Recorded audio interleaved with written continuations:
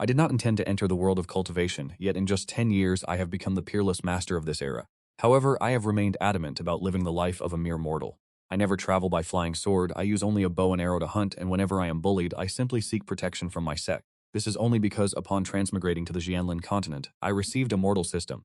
As long as I live like an ordinary mortal, I can grow stronger and receive all kinds of rewards. For the past 10 years, I have worked from sunrise to sunset, and today I have become an invincible powerhouse of this age. Yet despite this, I have never once revealed my true strength. This is because the Xianlin continent is merely a lower realm among thousands of worlds. Therefore, I prepared to lie low for another 30 years before finally venturing out into the world. I had assumed my concealment was absolutely perfect, but with the Empress of the Yaochi Holy Land emerging from a 10,000-year seclusion, everything has changed. She is actually capable of hearing my innermost thoughts. However, I remain completely oblivious to this fact. At this moment, as I am humming a tune and preparing a meal, the entire Yaochi Holy Land begins to tremble violently. I furrow my brows slightly, step outside the door, and gaze toward the horizon. Has that legendary ancestor finally achieved a breakthrough? At the same time, the Yaochi Holy Palace erupts with brilliant radiant hues, all of which streak toward the very direction I am looking. I stand still for a moment and hear the resounding toll of a heavy bell. Only when a major event occurs is the sacred bell of the Yaochi Holy Land rung. This means that every disciple of the Yaochi Holy Land must immediately assemble before the main sect hall. I regain my composure, set down the items in my hands, and prepare to head over there at once. Although my status in the Yaochi Holy Land is quite unique, I am after all a disciple of the sect. Naturally, I must join the assembly. Having pretended to be a mortal for 10 years, I have summarized some experience. That is, in all things, never stand out. I should do as others do, but what troubles me slightly is how I am supposed to get there. The main sect hall is quite far from Shenyun Peak. A cultivator on a flying sword would reach it in half a minute. If I am not allowed to fly, running there on foot would likely take me several hours. Just as I was struggling, uncertain of how to proceed, a fragrant breeze swept in from behind. "Allow me to escort you, senior brother." No sooner had the voice faded than I felt a soft pressure against my back. A pair of jade-like arms wrapped around me from behind, and in an instant my entire body was lifted into the air, soaring toward the main hall of the sect. I did not need to turn around to know who stood behind me. The junior sister of Shenglin Peak, Lu Wanyuan. I had long grown accustomed to such displays of affection, for I am the only male disciple of Yaochi, and moreover, I am remarkably handsome. The senior and junior sisters of the Yaochi Holy Land, whenever they encounter me, are always fond of getting physically close. I sighed inwardly. Often being too popular is not necessarily a good thing. As Lu Yuanyuan and I arrived before the main hall of the sect, it was already packed with senior and junior sisters. I stood with Lu Yuanyuan at the very back of the crowd. Under normal circumstances, even if I stood at the very edge, I would still draw the gazes of all the sisters. But now everyone wore an expression of sheer astonishment. Looking toward the main hall, a brilliant radiance bloomed from behind it, dyeing more than half the sky a vibrant crimson. At this moment, an aura of sacred ethereal purity swept across the entire scene. Beneath this aura, the senior and junior sisters realized with joy that their cultivation realms were advancing with incredible speed. Just what kind of momentous figure is this? Could it be a saint? Merely the aura radiating outward is enough to cause everyone's cultivation to skyrocket. I gazed at the dazzling sunset filling the sky and the sacred ethereal aura surrounding us, my eyebrows arching slightly. This must be that Empress Gu Qingwan, must it not? In the lower realms, with no true emperors appearing, the quasi-emperors reign supreme. Not to mention the past, even now, in the entirety of the southern Qing province, the number of quasi-emperor powerhouses does not exceed 5, and these 5 individuals represent the most powerful sects in the southern Qing province. In years past, the Yaochi Holy Land was only considered a top-tier sect. It was precisely because of the appearance of Gu Qingwan that the Yaochi Sacred Land became the most powerful sect of that era. There were no exceptions. After Gu Qingwan helped the Yaochi Sacred Land become the dominant sect in southern Qing Prefecture, she entered secluded cultivation to break through to the legendary Emperor realm. To break through and become a true great emperor is no simple feat. The difficulty is beyond measure. Becoming a great emperor grants one the qualification to ascend to the upper realm. Across the entire Zanlin continent, a great emperor might not even appear once in 10,000 years. With no news of Gu Qingwan for 10 millennia, everyone assumed she had long since fallen and passed away. That is why the Yaochi Sacred Land was left with nothing but legends of Gu Qingwan. Especially after she went into seclusion, the Yaochi Sacred Land produced no further powerful cultivators at the emperor level. The Yaochi Sacred Land gradually descended from its position as the strongest sect, fading into obscurity. The current Holy Master, more than anyone else, longed for this legendary empress. Yet unexpectedly, Gu Qingwan had not perished. Judging by the current situation, she had successfully achieved her breakthrough. As everyone gazed at the breathtaking, colorful sunset filling the skies, a graceful figure appeared in the air. The moment this silhouette emerged, the sacred and ethereal aura surrounding the area intensified dramatically. Several disciples with lower cultivation levels actually achieved an immediate breakthrough on the spot. I could not clearly discern the Empress's features.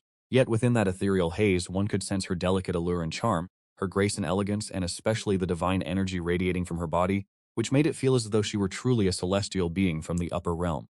A heavenly maiden descending to the mortal world, her mere appearance and temperament were enough to make everyone feel inferior and ashamed, as if they were merely ugly ducklings bowing before a phoenix. Naturally, this excludes me. I still find myself to be incredibly handsome. The current holy master of the Yaochi sacred land was the first to recover her senses, immediately dropping to her knees and shouting, respectfully welcoming our ancestor out of seclusion. The Yaochi Holy Master's command snapped the disciples who were lost in awe back to reality, and everyone immediately fell to their knees. They shouted in unison, but as a person with modern sensibilities, I kneel only to heaven, earth, and my parents. I will never kneel to an outsider, even if she is an empress. I merely followed the flow of the crowd, squatting low among the masses. After all, hidden deep in the back, no one would notice me. At this moment, the empress bathed in the twilight, silent for a time, before a voice like a heavenly melody, one that could make a person's very bones turn to liquid, echoed softly. Tell me, what year and month is it now? The Yaochi Holy Master hurriedly replied with great reverence. It is the year 200 of the Qingwan era, Your Majesty. After hearing this, Gu Qingwan fell into a prolonged silence, before finally letting out a faint sigh and speaking softly. To think that 10,000 years have passed in the blink of an eye. What has become of the Yaochi Holy Land now? At the mention of this, the Yaochi Holy Master wore an expression of deep shame and spoke. The strength of the Yaochi Holy Land today has declined significantly compared to when the Ancestor still presided over us. We currently only hold the 28th position in the ranking of sects within the Nanqing Prefecture. However, after finishing his sentence, the Yaochi Holy Master's expression turned incomparably fervent.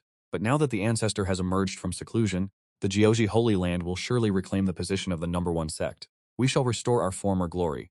As the Yaochi Holy Master finished speaking, Gu Qingwan landed before the sect's grand hall.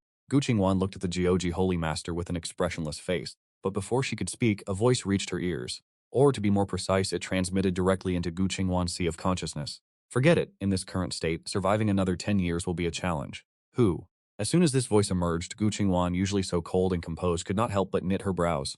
Who is speaking? Wait. Just as Gu Qingwan was about to flare up in anger, she suddenly realized that the people around her showed no signs of reaction. The Yaochi Holy Master still wore his expression of excitement, and the disciples of the Yaochi Holy Land were likewise filled with agitation.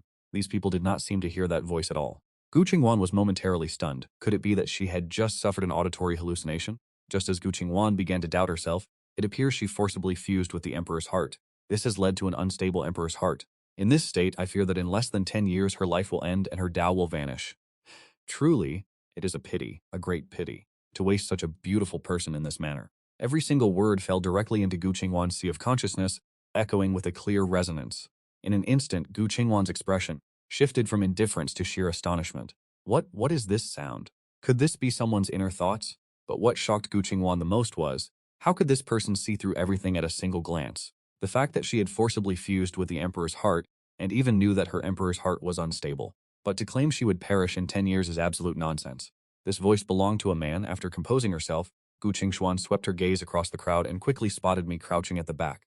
It couldn't be helped, in the entire Yaochi Holy Land, I was the only male. I was truly too easy to find. When Gu Qingwan's exquisite gaze swept toward me, I was also looking at her.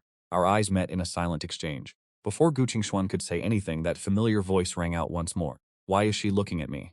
Could it be?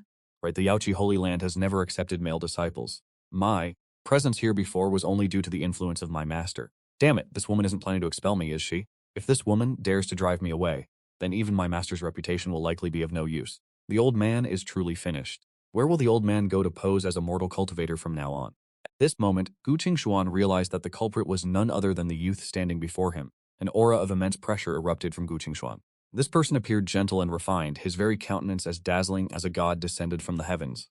Why then was his speech so vulgar and unruly? From this woman to the talk of posing as a mortal cultivator, Gu Qingwan began to draw connections. Between the earlier incident where I pierced through her emperor heart with a single glance, and this remark about posing as a mortal, Gu Qingwan seemed to have deduced something. However, Gu Qingwan did not flare up. Instead, she scanned the crowd and lifted her head slightly. Since you already know who I am the Jin Kong of legends from the past 10,000 years, having endured countless hardships and tribulations.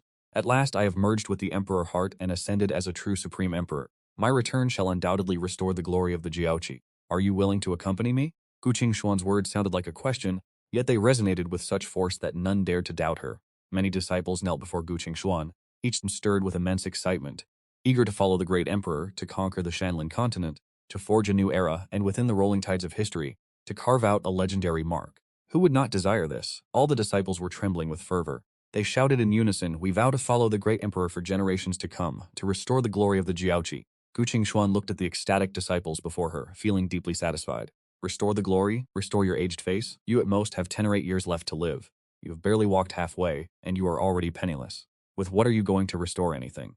My mocking voice pierced through, every word clearly echoing within Gu Qingxuan's sea of consciousness. At this moment, Gu Qingxuan gritted her teeth, her lips twitching in restrained fury. Gu Qingxuan truly— Why must this scoundrel's tongue be so venomous? He simply refuses to cease his incessant prattling. However, Gu Qingxuan reconsidered the matter previously discussed and ultimately held her patience, looking upon the multitude of disciples before her as she spoke. Return to your respective mountain peaks for now. I shall personally select the most gifted among you to become my direct disciples.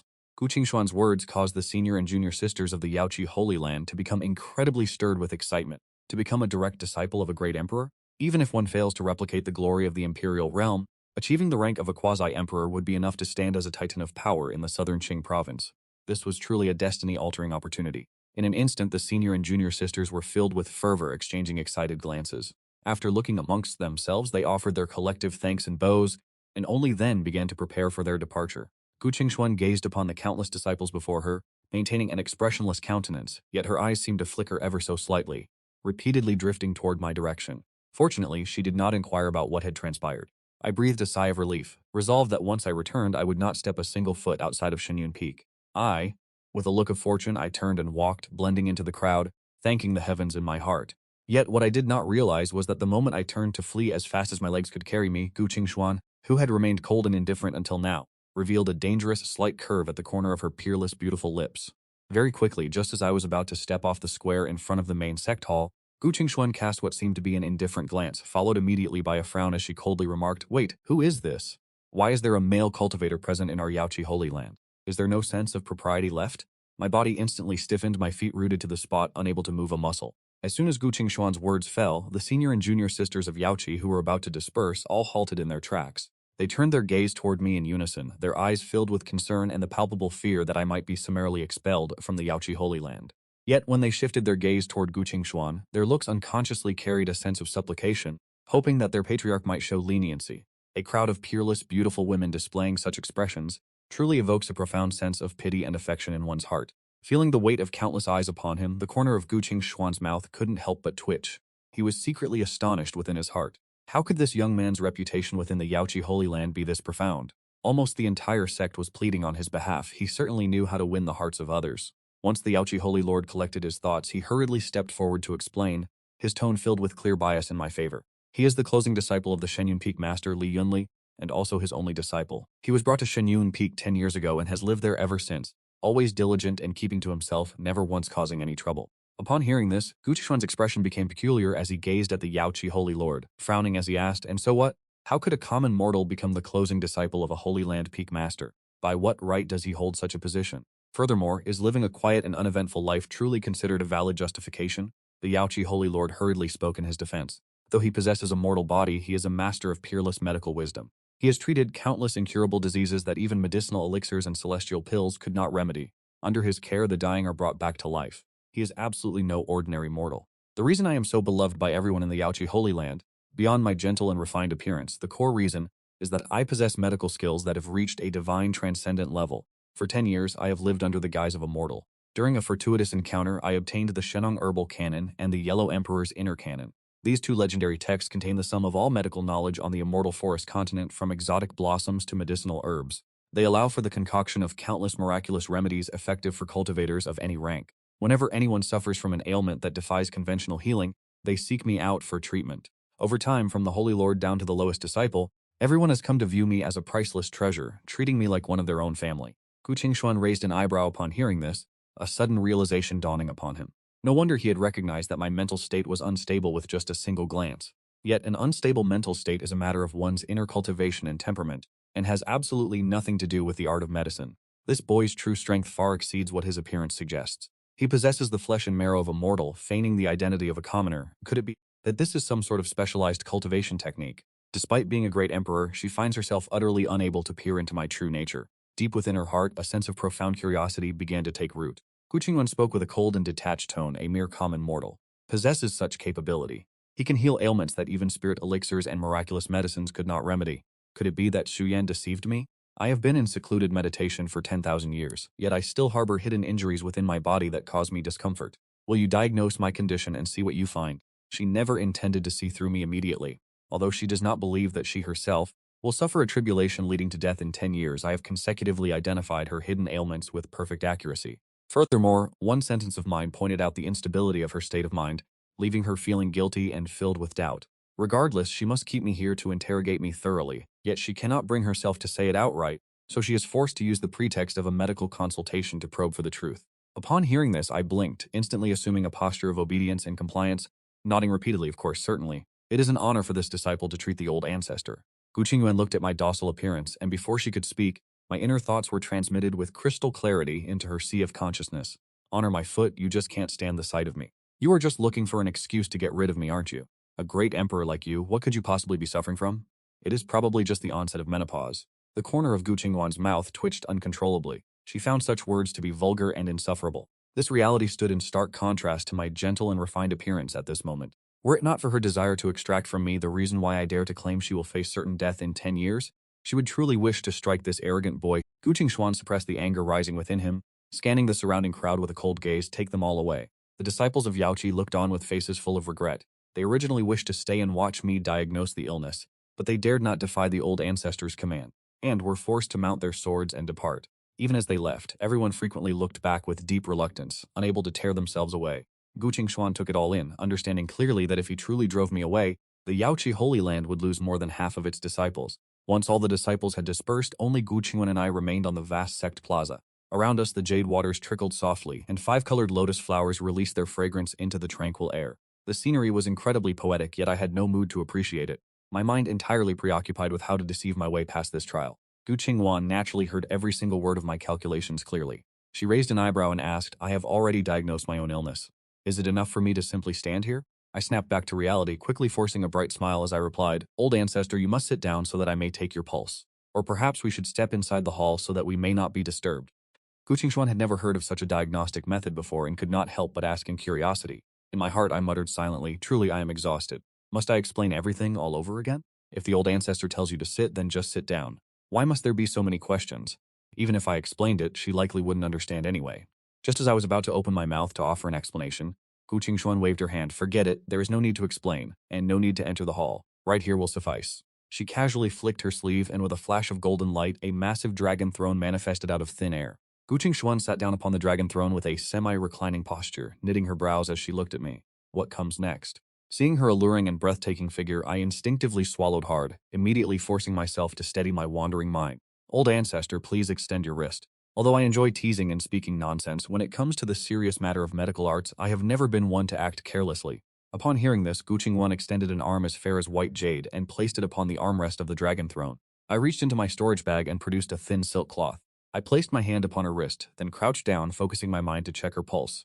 Gu Qingwan had never witnessed such a method of medical diagnosis.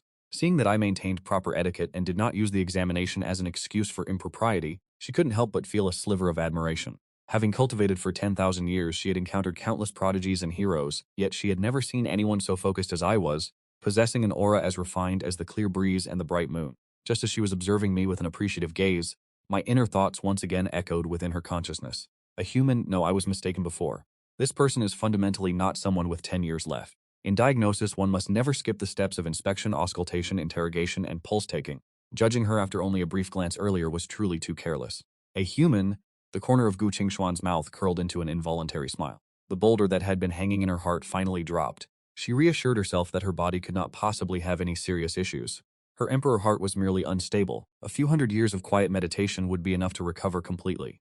But in the very next second, my inner voice caused her nerves to tighten like a taut bowstring. Judging from this pulse, at most she will perish within 3 years. She will absolutely not last for 10 years. If one must be precise, it is 3 years, 2 months, and 10 days.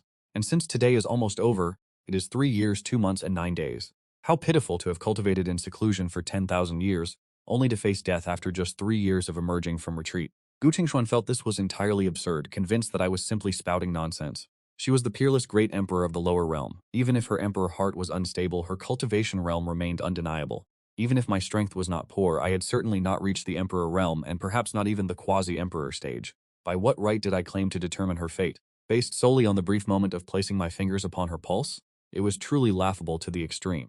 Just as she intended to withdraw her wrist, she noticed me slightly furrow my brows, my expression so incredibly focused and entirely devoid of any deceit which left her momentarily stunned. Gu Qingxuan's state of mind had always been as solid as a fortress, further reinforced by the protection of her mind-clearing cultivation technique, and had never been swayed by the intent of any other person. Yet at this moment her mind was inexplicably drawn to me. Very well, I shall remain patient and see exactly what I can uncover. I became completely immersed in feeling her pulse, devoid of any distracting thoughts. I have always maintained an upright nature. If I can provide assistance, I shall do so without hesitation or concealment. Once I have agreed to diagnose an ailment, I will devote my full heart and strength to the task. Only if a condition is truly beyond saving will I consider alternative paths. Qixuan watched me in silence. At her side, she could vaguely hear the echoes of my cryptic internal monologue. It was entirely comprised of deductions regarding the exploration of her acupoints. It sounded profoundly mysterious and deep. Until I whispered to myself that I had found it, Gu Qingxuan suddenly felt a surge of tension as well. She had a vague premonition that perhaps I had truly discovered the root of the problem. I released her wrist and stood up, gazing at Gu Qingxuan with an extremely grave expression. Old Ancestor, would it be possible for you to rise for a moment? Seeing my solemn demeanor which lacked any hint of jest, Gu Qingxuan did not ask further questions. She stood up from the dragon throne. I thought to myself that she must have realized her body was suffering from an abnormality, otherwise she would not have cooperated so readily. Please, old Ancestor, follow my lead. Clench your right hand into a fist, raise it high, and adjust your posture accordingly. Gu Qingxuan obediently complied. Once your posture is set, circulate your spiritual energy simultaneously, focusing it on your right arm and the corresponding position on your left. Gu Qingxuan immediately channeled her spiritual energy. Do you feel any discomfort in the left side of your body at this moment? Gu Qingxuan focused her senses and to her surprise detected an extremely subtle sense of unease. Her expression instantly darkened as she began to inspect her own meridians and core essence. In a mere blink of an eye, she suddenly snapped her eyes open, all skepticism on her face replaced by terror. The demonic nature within her body had never been truly refined. On the contrary, it had grown stronger, silently burrowing itself. To attain the Emperor realm, one must thoroughly refine their inner demonic nature. Only then can one truly Chung Dao verify the Dao and be proclaimed an emperor. This demonic nature does not refer to a singular physical entity, but rather the accumulation of all obsessions, loves, hatreds, and grievances harbored by a cultivator. In other words, the mortal heart and its attachments remain the greatest obstacle on the path to becoming an emperor. Gu Qingxia has been in seclusion for 10,000 years, ostensibly to refine this demonic nature. Yet because her heart remained tethered to lingering obsessions, she could never truly succeed. In the end, she resorted to forced refinement, foolishly believing she had eradicated her demonic nature, only to realize now that she had merely deceived herself and others. She currently bears the title of Great Emperor in name only, lacking the corresponding strength. She had previously assumed this was due to an unstable emperor's heart, but only in this moment did she realize she was never a true emperor at all. More terrifying still, the demonic nature has spiraled completely out of control. In 3 years' time, it will fully consume her emperor's heart. At that point, she will either suffer the total annihilation of her Tao or descend into a demonic creature driven solely by greed, hatred, and delusion. Either path leads inevitably to certain death. This is a fatal deadlock that even she is powerless to overcome. To destroy the demonic nature, one must first destroy the emperor's heart itself. Ultimately, she cannot escape her impending demise. A crushing sense of despair instantly engulfed Gu Qingxuan. Watching her despondent and soul-stricken appearance, I reached out and gently waved my hand before her eyes. Grand Ancestor, are you all right? Gu Qingxuan stared at me in terror, her voice trembling with an unmistakable tremor. My illness, my heart skipped a beat at her words, yet I maintained a calm and indifferent facade. Gu Qingxuan had clearly succumbed to the depths of despair. She had cultivated diligently for 10,000 years, enduring countless tribulations to reach her current heights, yet now with only 3 years of life remaining, her heart was filled with bitter unwillingness. In a moment of desperation, she looked at me and asked, "Can you cure this?" I was stunned by her question and hurriedly waved my hand, laughing as I spoke. Grand Ancestor, you jest. This is merely a trifling illness, not some incurable affliction. You need not worry. I intended only to offer her comfort, but Gu Qingxuan had already peered into my true intentions. Knowing my mindset was merely to help if possible, and to let things be if not, she mistakenly assumed that I too was completely helpless. The despair within her heart only deepened further. Even the last glimmer of hope had shattered. But at that very moment, my inner voice resonated clearly within her sea of consciousness once more. The cause of the ailment was merely a physical affliction. The problem was far easier to resolve than one might imagine. It was entirely curable, and I had already formulated a solution. In fact, I had already conceived of 2 distinct methods for treatment. The only issue remaining was, those methods of treatment were highly unorthodox. If I were to voice them aloud, I would surely be branded a pervert. It was entirely possible that she would decapitate me on the spot. Gu Qingxuan blinked, jolted awake from the depths of her despair, her eyes filled with utter disbelief. It could actually be cured. This was not a statement I had spoken aloud, but the most honest thought from the depths of my heart, completely devoid of deceit, exactly like how I had accurately diagnosed the stagnation of her internal energy earlier. Every single word was the truth. She was both astonished and overjoyed, feeling a surge of impatience, yet afraid of startling me. She forced herself to remain composed and asked indifferently, "Since you know the cause of the affliction, how should it be treated?"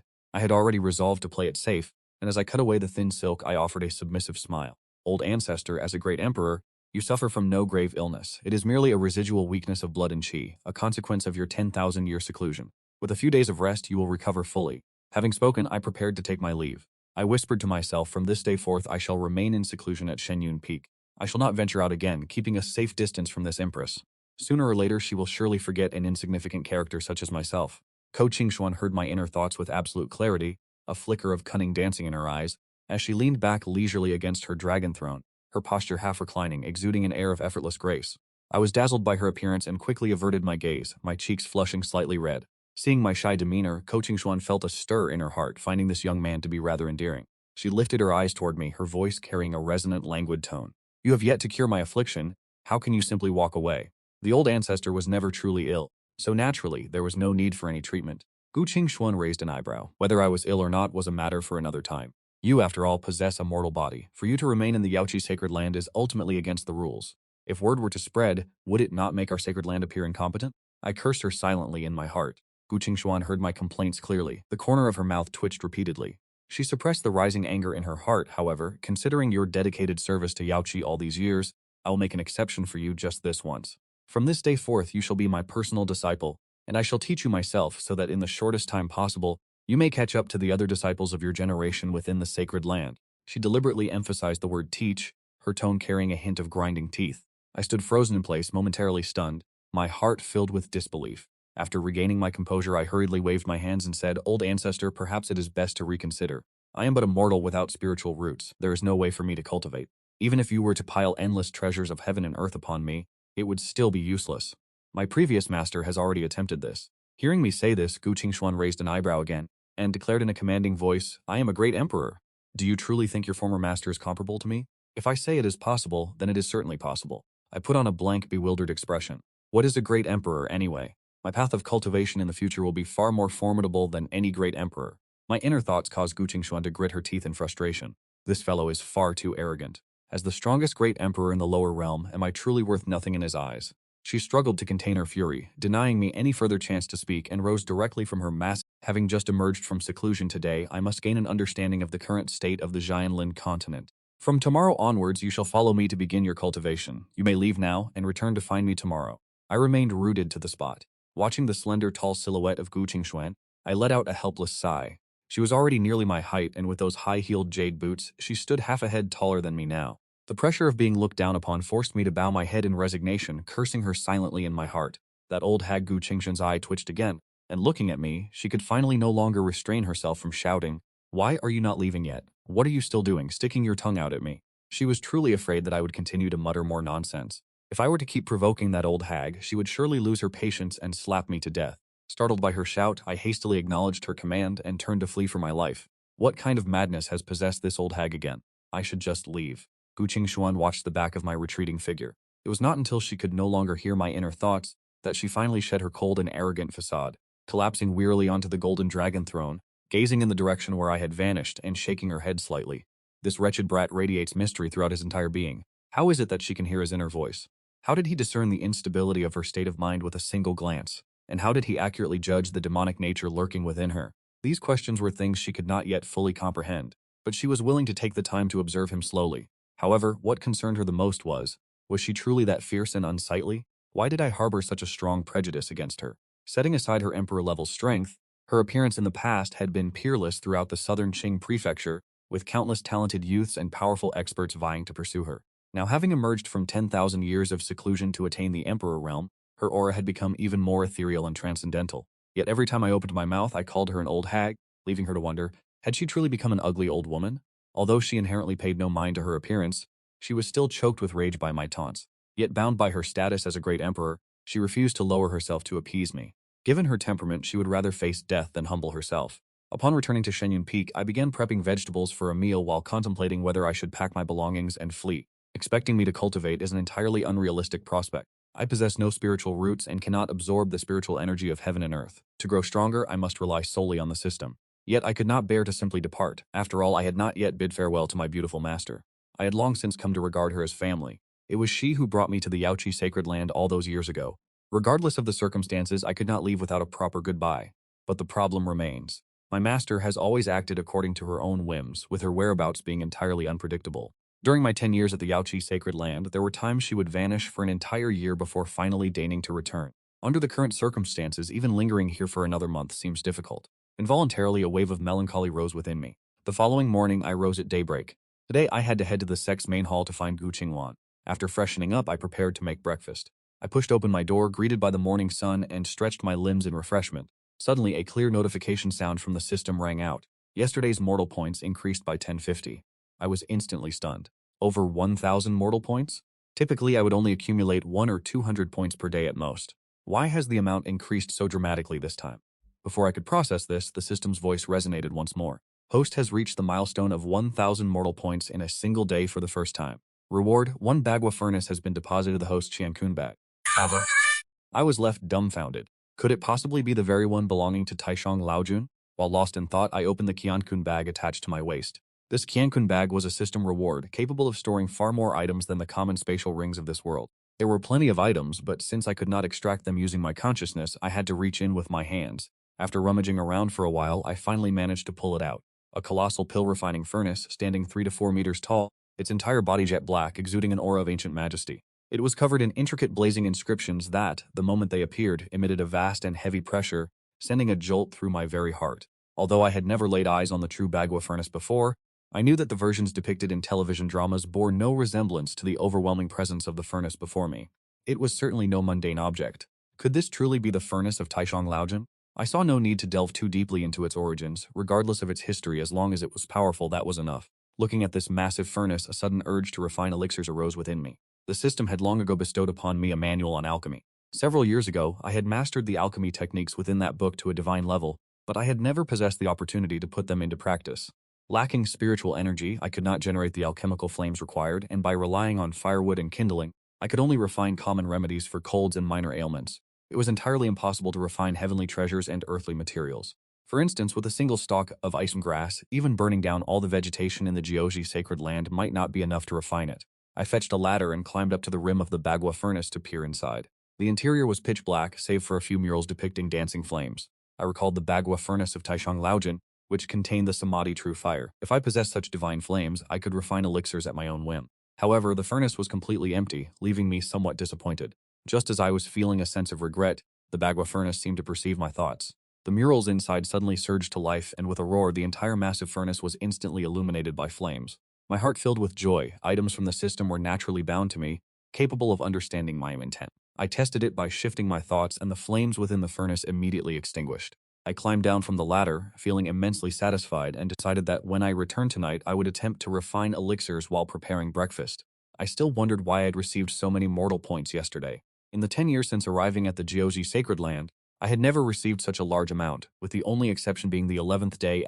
With 4,000 points obtained, I carefully reconsidered the situation. The only difference from yesterday was my encounter with Gu Qingwan. Could it be related to her?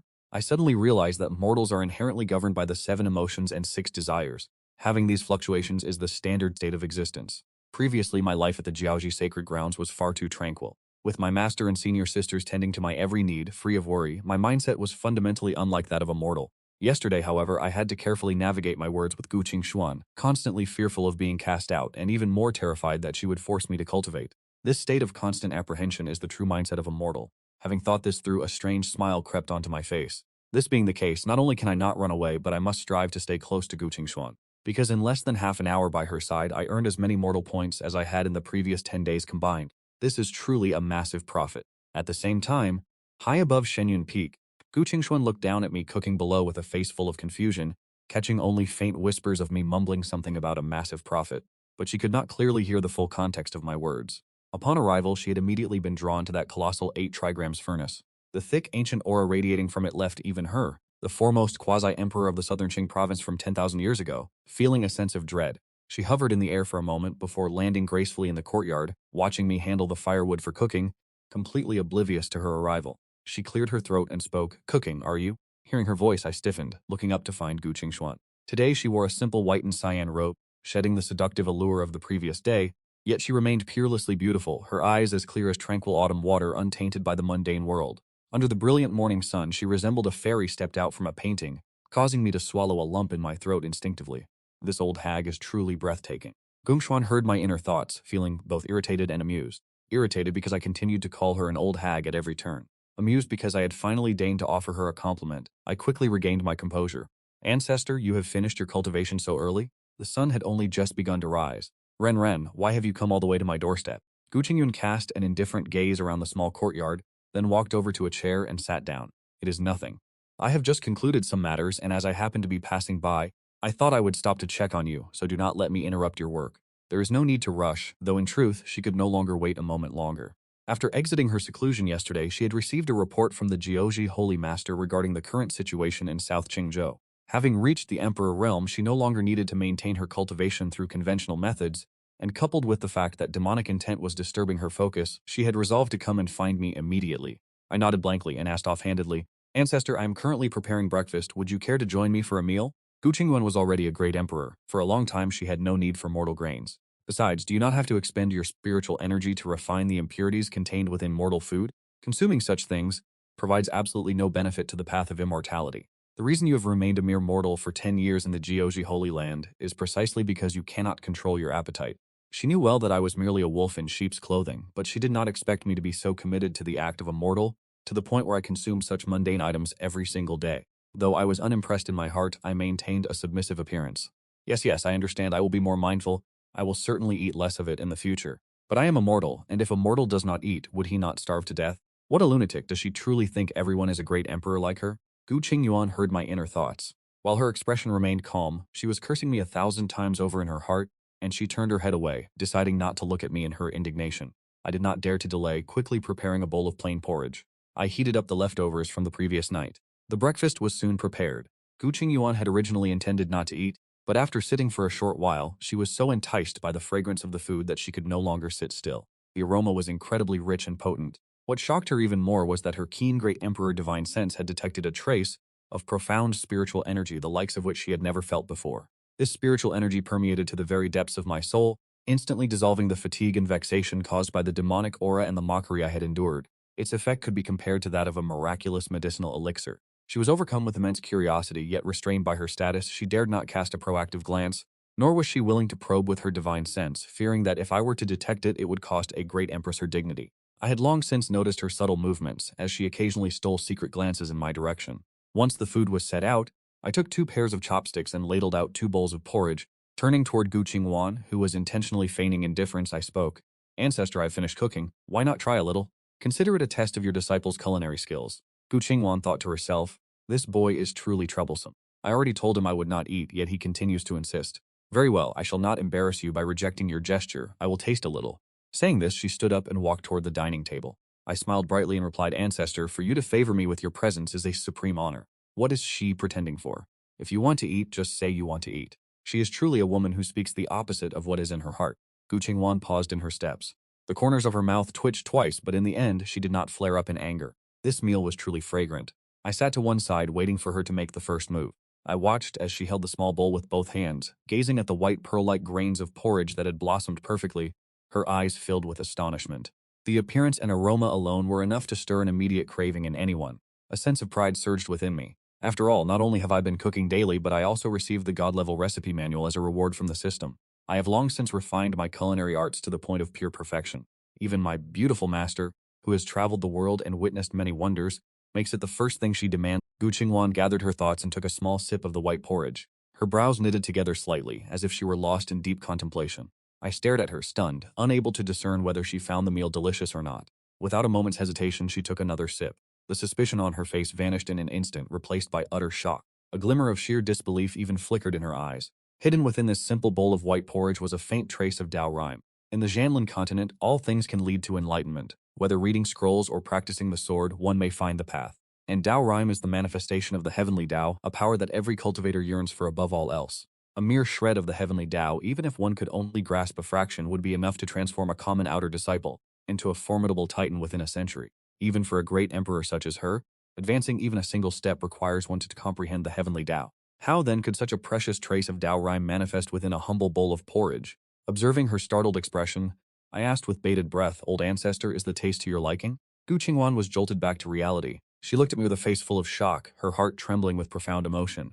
What kind of monstrous existence is this man reincarnated from? There is Dao rhyme in white porridge, and judging by his demeanor, it seems he himself has no idea what manner of profound cultivation he is practicing. After regaining her composure, she suppressed the raging storm within her heart and replied calmly, "It is acceptable." I pursed my lips and bowed my head to finish my own meal, cursing silently in my heart, why pretend to be so indifferent? If it tastes good, just admit that it is delicious. Gu Qingwan gritted her teeth, too weary to bother calculating with me. This bowl of porridge was truly the most delectable meal she had ever consumed in her entire life. Not to mention, she was receiving the benefits of the Dao rhyme completely free of charge. Naturally, she would never dream of refusing such a gift. 5 or 6 minutes later, I stared at the completely empty table, utterly dumbfounded. Have these old monsters never eaten a proper meal since the day they were born? She ate far too quickly. At first she maintained her dignified image, taking small bites and eating with grace, but by the end she had abandoned all pretense, finishing the bowl in 3 swift gulps. A single grain of rice remained on her scarlet lips, giving her an unexpectedly cute and playful appearance. Gu Qingwan's face flushed a deep crimson, triggered by the sound of my inner thoughts. Clearing her throat awkwardly, she asked, "Do you intend to refine elixirs today?" I nodded with a faint smile and replied, "Yes, I intend to try my hand at it today." Kothan Huan raised an eyebrow, her expression filled with intrigue as she questioned, "Try your hand? Is this your first attempt at alchemy?" I nodded calmly. Indeed it is. I have only studied the theories from books previously. I have never put them into practice. Today I wish to see what I am capable of. Upon hearing this, the expression on Kothan Huan's face shifted from intrigue to excitement, ultimately settling into a look of immense self-satisfaction. Ever since we met yesterday, she had been consistently ignored by me, losing any semblance of the dignity expected of a great emperor. Now she had finally found a domain where she could truly surpass me. 10,000 years ago, she was the peerless alchemy grandmaster of the Namthan province. She lifted her chin slightly, asking with an arrogant expression, "Do you know who the greatest alchemist of Namthan province was 10,000 years ago?" She looked at me, full of expectation, hoping to see a face filled with shock. Kothan Huan finally had a chance to show off her prestige before me, yet as I looked at her triumphant appearance, I remained blank for a long moment before asking curiously, "Is it you? And so what?" Kothan Huan was left completely stunned. Is this the normal reaction of a novice alchemist? When encountering the supreme alchemy grandmaster.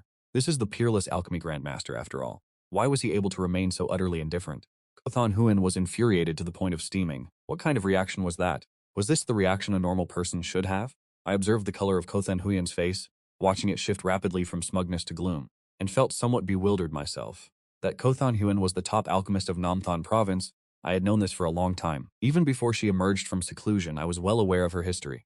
After all, she was the pride of the Yaochi sacred ground, and every disciple in the sect spoke of her. With them mentioning it constantly, I had naturally memorized it by heart, but so what if I knew? Did I need to hold a banquet specifically to celebrate her achievements? My calm and indifferent demeanor. This reaction left Gu Qingwan momentarily stunned on the spot, at a loss for how to respond.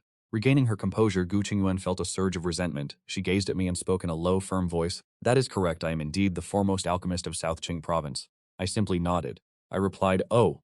Gu Qingwan was instantly dazed, a billion question marks flashing through her mind as she thought, "You respond with nothing more than a single oh?" She stared at me with wide eyes, and I returned her gaze with a peculiar expression of my own. The two of us locked eyes in a tense standoff for a moment. Gu Qingyuan gritted her teeth and said, "What I meant was, I can teach you the art of alchemy." Gu Qingyuan felt immensely stifled in her heart. She who held the title of the premier alchemist of South Qing province was now acting as if she were begging me to accept her tutelage. On what grounds? Upon hearing this, I was taken aback for a moment, blinked and asked in a calm, flat tone, "Is that so?" "Thank you, Ancestor. This disciple is truly honored." Judging solely by the words, it would seem as though I were overjoyed, but in reality, my voice lacked even a hint of excitement and my face showed only a fleeting perfunctory trace of delight before I returned to my usual indifference, much like one soothing a child. Gu Qing was utterly bewildered. This was not at all the scenario she had envisioned. She had fully expected me to be ecstatic, perhaps even pleading with her to impart her peerless techniques. How could you maintain such an indifferent and detached attitude? After a long period of shock, Gu Qingyuan gritted her teeth in frustration, thinking to herself, "If I do not demonstrate some true ability for you to see, you will never understand the weight behind the title of the foremost alchemist." In the next moment, she flicked her jade-like hand, and a silver alchemy furnace appeared out of thin air in the middle of my courtyard. It was an exquisitely crafted vessel, radiating a shimmering lustrous glow under the morning sun, looking extraordinarily refined. Gu Qing held her head high as she looked at me, and said in a grave voice, "You have only just begun your study of alchemy. Even if you have pored over countless ancient texts, you should understand the gap between mere theoretical knowledge and actual practical application is like heaven and earth. One must never allow themselves to grow arrogant simply from reading a few scattered texts. Gu Qingyuan admonished me, noting that the reason I appeared so calm was that I had perused the precious alchemy classics of the Yaochi Holy Land, and thus mistakenly believed I had mastered the art of pill refinement. It is precisely because of her that the Yaochi Holy Land possesses such a vast collection of rare ancient alchemy records. Ordinary disciples would never have the opportunity to even glimpse them. Yet, because of my unique status in Yaochi, no one dared to stop me from reading these classics. She understood better than anyone that more than half of those texts were written by her own hand. She now felt it necessary to strictly correct my frivolous and conceited attitude. Sensing the earnest warning in her words, I realized that my previous reaction had been far too perfunctory. Wanbei knows his error. From this day forward, I will surely humble myself and seek your guidance. As my attitude shifted, a radiant smile appeared on Gu Qingyuan's beautiful face. She thought to herself that the child was teachable. In truth, she held me in high regard within her heart. This young child had already seen through her inner demonic nature and her unsettled heart as an empress, and even the meals he prepared carried a faint trace of Tao truly befitting a peerless genius. Yet a genius requires the proper temperament above all else. As a senior, she felt obligated to offer some guidance, a stream of pure, holy white light condensed in the palm of Gu Qingyuan. I will demonstrate the process for you once. Watch closely. Yes, Ancestor, I apologize for the trouble. You have truly exhausted yourself for my sake. Hearing my flattering words, the smile on Gu Qingyuan's face deepened even further. Immediately after, she channeled the white light into the silver cauldron. A silver flame suddenly ignited with fierce intensity, a holy aura washing directly over my face. Gu Qingyuan began to explain the alchemy process while preparing to place the herbs into the furnace. Yet at this very moment, my mind drifted elsewhere. The dragon spirit herb can neutralize toxin. The heavenly silk flower has restorative and nourishing properties. But if these two are combined, I fear it will not end well.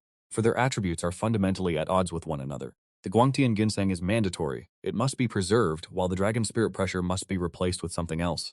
What would be a reasonable substitute? Ginseng? The pure yang cloud lotus is perfectly suited to replace the ginseng.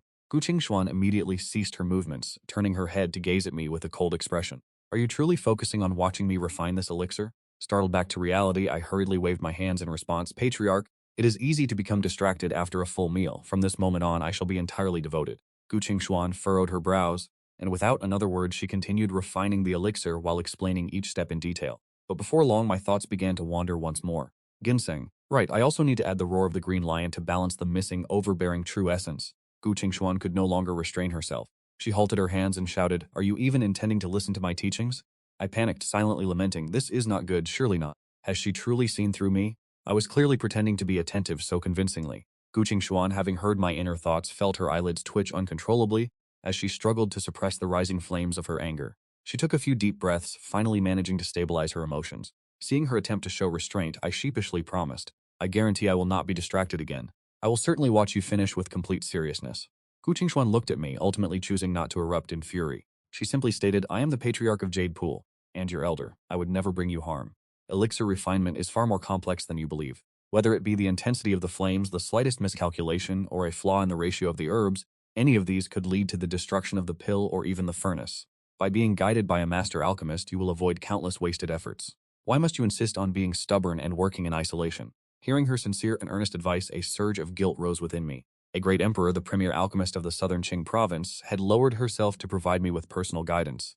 And yet, I had lost my focus time and time again. This was truly disrespectful. It was not born of arrogance, but rather I truly had my own unspeakable hardships. I bowed respectfully and replied, "Rest assured, Ancestor, I shall dedicate my full focus to this task. I will not be distracted again." Gu Qingxuan was finally satisfied and continued to demonstrate the art of alchemy. With one hand she controlled the flames, while with the other she manipulated the medicinal ingredients, guiding the herbs into the furnace with precision. Her technique was truly profound and peerless. This time she could no longer hear my distracting thoughts, and she felt a sense of relief wash over her. Moments later, a medicinal pill radiating a soft luminescence soared from the furnace, landing gracefully into her jade-like palm.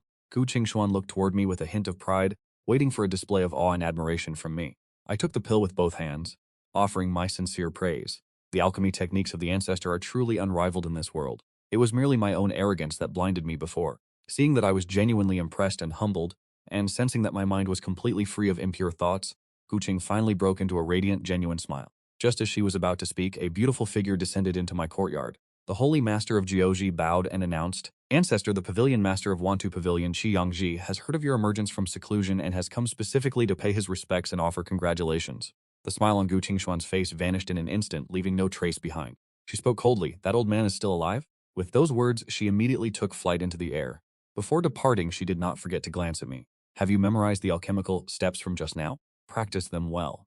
I shall examine your progress when I return. This silver tripod is the premier alchemy furnace of the South Qing province. Feel free to use it as you wish, she said, to which I nodded repeatedly in acceptance. The Holy Master of Jiaozi witnessed this scene, feeling secretly astonished. The Ancestor truly dotes on this boy beyond measure. In the past, outsiders were not even permitted to touch this silver tripod. Yet now, following this, the two of them immediately surged toward the sect's main hall. However, Gu Qingwan had not flown far when she once again heard my inner thoughts. After using the Pure Yang Cloud Lotus to replace the Dragon Soul Evil Grass, the person still requires the Lion's Roar to harmonize their internal energy. Only then should one add the supplement. Her figure suddenly froze in midair. Gritting her teeth, she turned her head back toward Shenyun Peak, only to see that I no longer possessed a shred of the respectful demeanor I had displayed earlier, yawning repeatedly while leisurely strolling toward my own Bagua furnace, making no move whatsoever to touch her silver cauldron. Gu Qingwan immediately realized that my obedience from moments ago was nothing but an act. She cursed inwardly in frustration, intending to turn back and teach me a lesson, but knowing that Ji Yangji was waiting at the sect's main hall, she was forced to swallow this anger. Muttering resentfully to herself, "You little rascal, just wait until you encounter obstacles while practicing alchemy.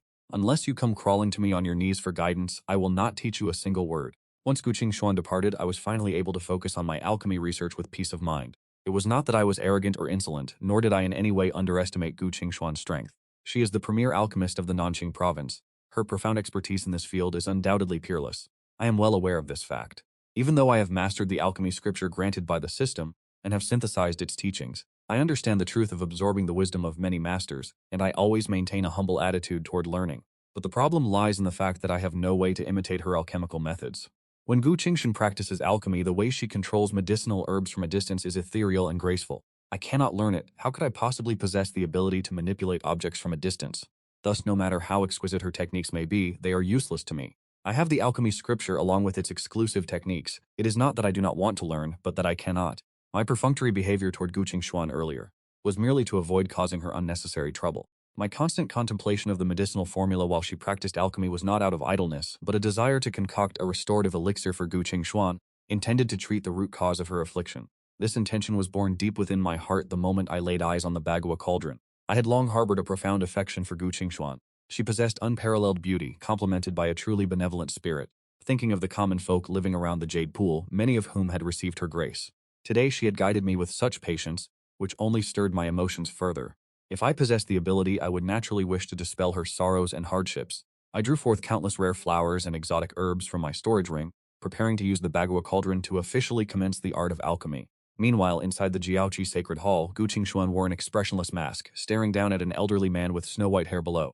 This man was none other than the preeminent alchemist of the South Than province, Qi Yangji. Qi Yangji gazed up at Gu Qingwan, who sat upon the highest throne, having endured the passage of 10,000 years.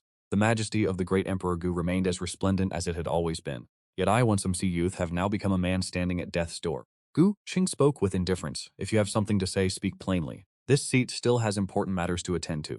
At this moment, the only thought in her mind was to return quickly to Shenyun Peak, to observe my alchemy, hoping that when I encountered difficulties and was forced to beg for help, Qi Yangji might notice her distraction. Her tone carried a note of provocation. "When I arrived, I saw you instructing a male disciple. Surely the talent of this disciple far surpasses mine in the past. Back then you dismissed me for my dull aptitude. Surely your high-ranking disciple must possess exceptional talent, correct?" In years past, Qi Yangji had begged to be accepted into the Gu Qingwan sect, only to be rejected on the grounds of poor aptitude. This event was once widely recounted across South Than province, yet now he had risen to become the foremost alchemist of the region. These words spoken at this moment clearly carried a sharp, provocative intent. The people within the great hall, hearing this, revealed expressions of curiosity mingled with whispers. But Gu Qingwan merely appeared bewildered, understanding nothing. Did I say such things in the past? In that instant, Qi Yangji was on the verge of madness. He slammed his staff hard against the ground. "Of course, the humiliation you inflicted upon me that day I shall never forget for the rest of my life." Gu Qingwan arched her brow slightly as if suddenly enlightened. "So that is how it was. Was it you who pulled the strings behind the scenes, inciting Wandan Pavilion to stand against Yaochi all those years ago? I had nearly forgotten about that." She did not show a hint of pretense, nor did she make any deliberate attempt to provoke him. To her, the events of those years were merely a trivial matter. It had long since been cast to the back of her mind. Qi Yangji trembled from head to toe with rage. The obsession he held regarding a grudge spanning 10,000 years held not even the slightest weight in the eyes of Gu Qingwan. "If there is nothing else, you may take your leave. I still have disciples to instruct." She remained completely indifferent to the grudges of the past, focused solely on returning to Shenyun Peak as quickly as possible. This attitude of utter dismissal completely ignited the fury of Qi Yangji. You arrogant, self-conceited woman. You are nothing more than a relic of the alchemy achievements of those years. Today I have successfully refined a saint-level medicinal pill, a feat you could never accomplish even in your prime. And I am now the #1 alchemist, the true master of Nanqing Zhou. No sooner had he finished speaking, than he pulled out a sandalwood box inlaid with blinding gold, his eyes fierce as if he wished to devour Gu Qingwan alive, staring intensely at her. With his lifespan running thin, he had long since cast thoughts of life and death aside. If you wish to kill me, then do it. Years ago I humbled myself and begged, yet you would not even spare me a glance, choosing instead to suppress me. That I have managed to become a saint-level alchemist today is the clearest living proof of my worth. The roar of Qi Yangji's indignant fury echoed throughout the great hall. Everyone present was utterly stunned and astonished. They had never known of the friction that existed between Qi Yangji and Gu Qingwan. So the root of it all stemmed from a deep-seated grievance that had persisted for so long. Just as everyone thought that Gu Qingwan would be provoked by this, her eyes suddenly lit up with realization. Finally, I have figured it out. That boy possesses a mortal body, and he is fundamentally unable to cultivate. His actions were constantly plagued by a lack of focus. It is truly said that a millennium of seclusion makes one's mind sluggish. Everyone present at the sacred land fell into a state of bewilderment once again. Ji Yangji was so furious his very entrails churned with rage. You go out of your way to instruct a mere mortal? And yet, does this mean that in the past I was inferior to a mortal? Gu Qingwan finally turned her gaze toward him, her delicate brows knitting together as she observed his smug demeanor. I feel all the more fortunate that I did not take you as my disciple back then. I had intended to overlook the provocations you caused in the past, but now you dare to speak with such insolence. Do you truly think I dare not slay you? The resentment within Ji Yangji had by now eclipsed all attachments of the past. You may strike if you wish. The grand exploration of the secret realm, which occurs only once every 1,000 years, is fast approaching. Do not even dream of participating, Yaochi Sacred Land. Even if you slay me, that outcome will not change. The era when you could cover the heavens with a single hand has long since passed. Nanqing Prefecture is now under the dominion of the Wandan Pavilion. The Jiaozi Sacred Lord roared in anger. You dare to utter threats against a great emperor? Destroy the Jiaozi Sacred Land, you say? Ji Yangji let out a cold, mocking laugh, responding with absolute confidence. I am merely stating facts. Are you aware that for this opening of the secret realm, only those who possess a sacred artifact are permitted to enter? Gu Qingwan and the Jiaozi Sacred Lord were both visibly startled. They had absolutely no knowledge of this condition. Naturally, you would be ignorant of it. Only the powers that stand at the pinnacle possess the privilege of prior knowledge. Currently, across the entire Danqing dynasty, the number of sects that possess a sacred artifact can be counted on one's fingers. Whereas my Wandan Pavilion holds 2 such sacred artifacts, the 2 of them suddenly realized the sacred-level medicinal pill Ji Yangji possessed was in fact a sacred artifact itself. Gu Qingwan immediately harbored thoughts of seizing it, but Ji Yangji had already anticipated this. I did not bring the sacred artifact with me today. The medicinal pill within this box is merely a phantom projection of the Dan spirit. Gu Qingyuan's complexion shifted from pale to dark. The secret realm, which opens only every 1,000 years, was the key for Jiaoji to reclaim its former glory. Her own Dao heart was unstable, her inner demons were eroding her, and her lifespan was fading rapidly. If this opportunity were missed, by the time the secret realm opened again, there would no longer be a place for Jiaoji to stand. And whether I could truly heal her condition remains far from certain. The Yaochi Sacred Ground is compelled to enter the secret realm, but since the Wandan Pavilion holds the sacred artifact, she cannot afford to go to war against the entire Nanqing Prefecture. Not to mention that Nanqing Prefecture may currently possess more than one great emperor, and she is merely a pseudo-emperor herself. At this moment, the voice of Ji Yangji echoed once more. However, you could beg me, just as I knelt, and begged you to take me as your disciple all those years ago. A terrifying silence descended upon the grand hall. Gu Qingwan gritted her teeth, driven into a corner. There might still be a glimmer of hope for the demonic nature within her, but this crisis in the secret realm seemed completely hopeless. But at that very instant, a deep, resonant hum suddenly tore through the atmosphere of the entire Yaochi. The smug expression of Ji Yangji, confident in his victory, and the anxious impatience of Gu Qingwan froze in an instant, as looks of extreme horror appeared on both of their faces. This is the phenomenon of a sacred artifact descending into the world. Why would a sacred artifact manifest here at the Yaochi Sacred Ground? Immediately following, a scent of medicinal elixir, thick to the point of extremity, wafted through the air. It is a saint-grade elixir. Gu Qingyuan's pupils constricted, and she whipped her head around to look in one direction, that direction being exactly the Shenyun Peak where I reside. The sudden phenomenon emerging between heaven and earth convinced everyone present that a sacred artifact had surely descended. The grand hall of the Yaochi Sacred Ground seemed to vanish before their eyes, as if everyone were lost in a sea of clouds. In the distant sky, brilliant bands of sunset colors appeared one after another, and arcs of rainbows stretched across the horizon, a sight of magnificent, extraordinary splendor. Just as everyone was gazing around in astonishment, a clear, melodious phoenix cry suddenly echoed across the heavens and earth. A divine phoenix glided gracefully out from the sea of clouds. Its wings emitted a brilliant glazed luster. After spreading its wings and soaring through the sky for a moment, it plunged back deep into the sea of clouds. This scene, as beautiful as a dream, left everyone convinced that this place had become a sacred realm. Only the descent of a sacred artifact could trigger a heavenly phenomenon of such scale. But the strange thing was, amidst this sacred vista, a distinct smell of something burning drifted through the air. If anyone were truly refining pills, the direction of Shenyun Peak is certainly not where the sacred grounds alchemy chambers are located, and the person currently refining pills there is none other than myself. Gu Qingwan immediately deduced the reason. Standing beside her, Qi Yangji followed her gaze. He suddenly realized the truth, his face etched with utter disbelief.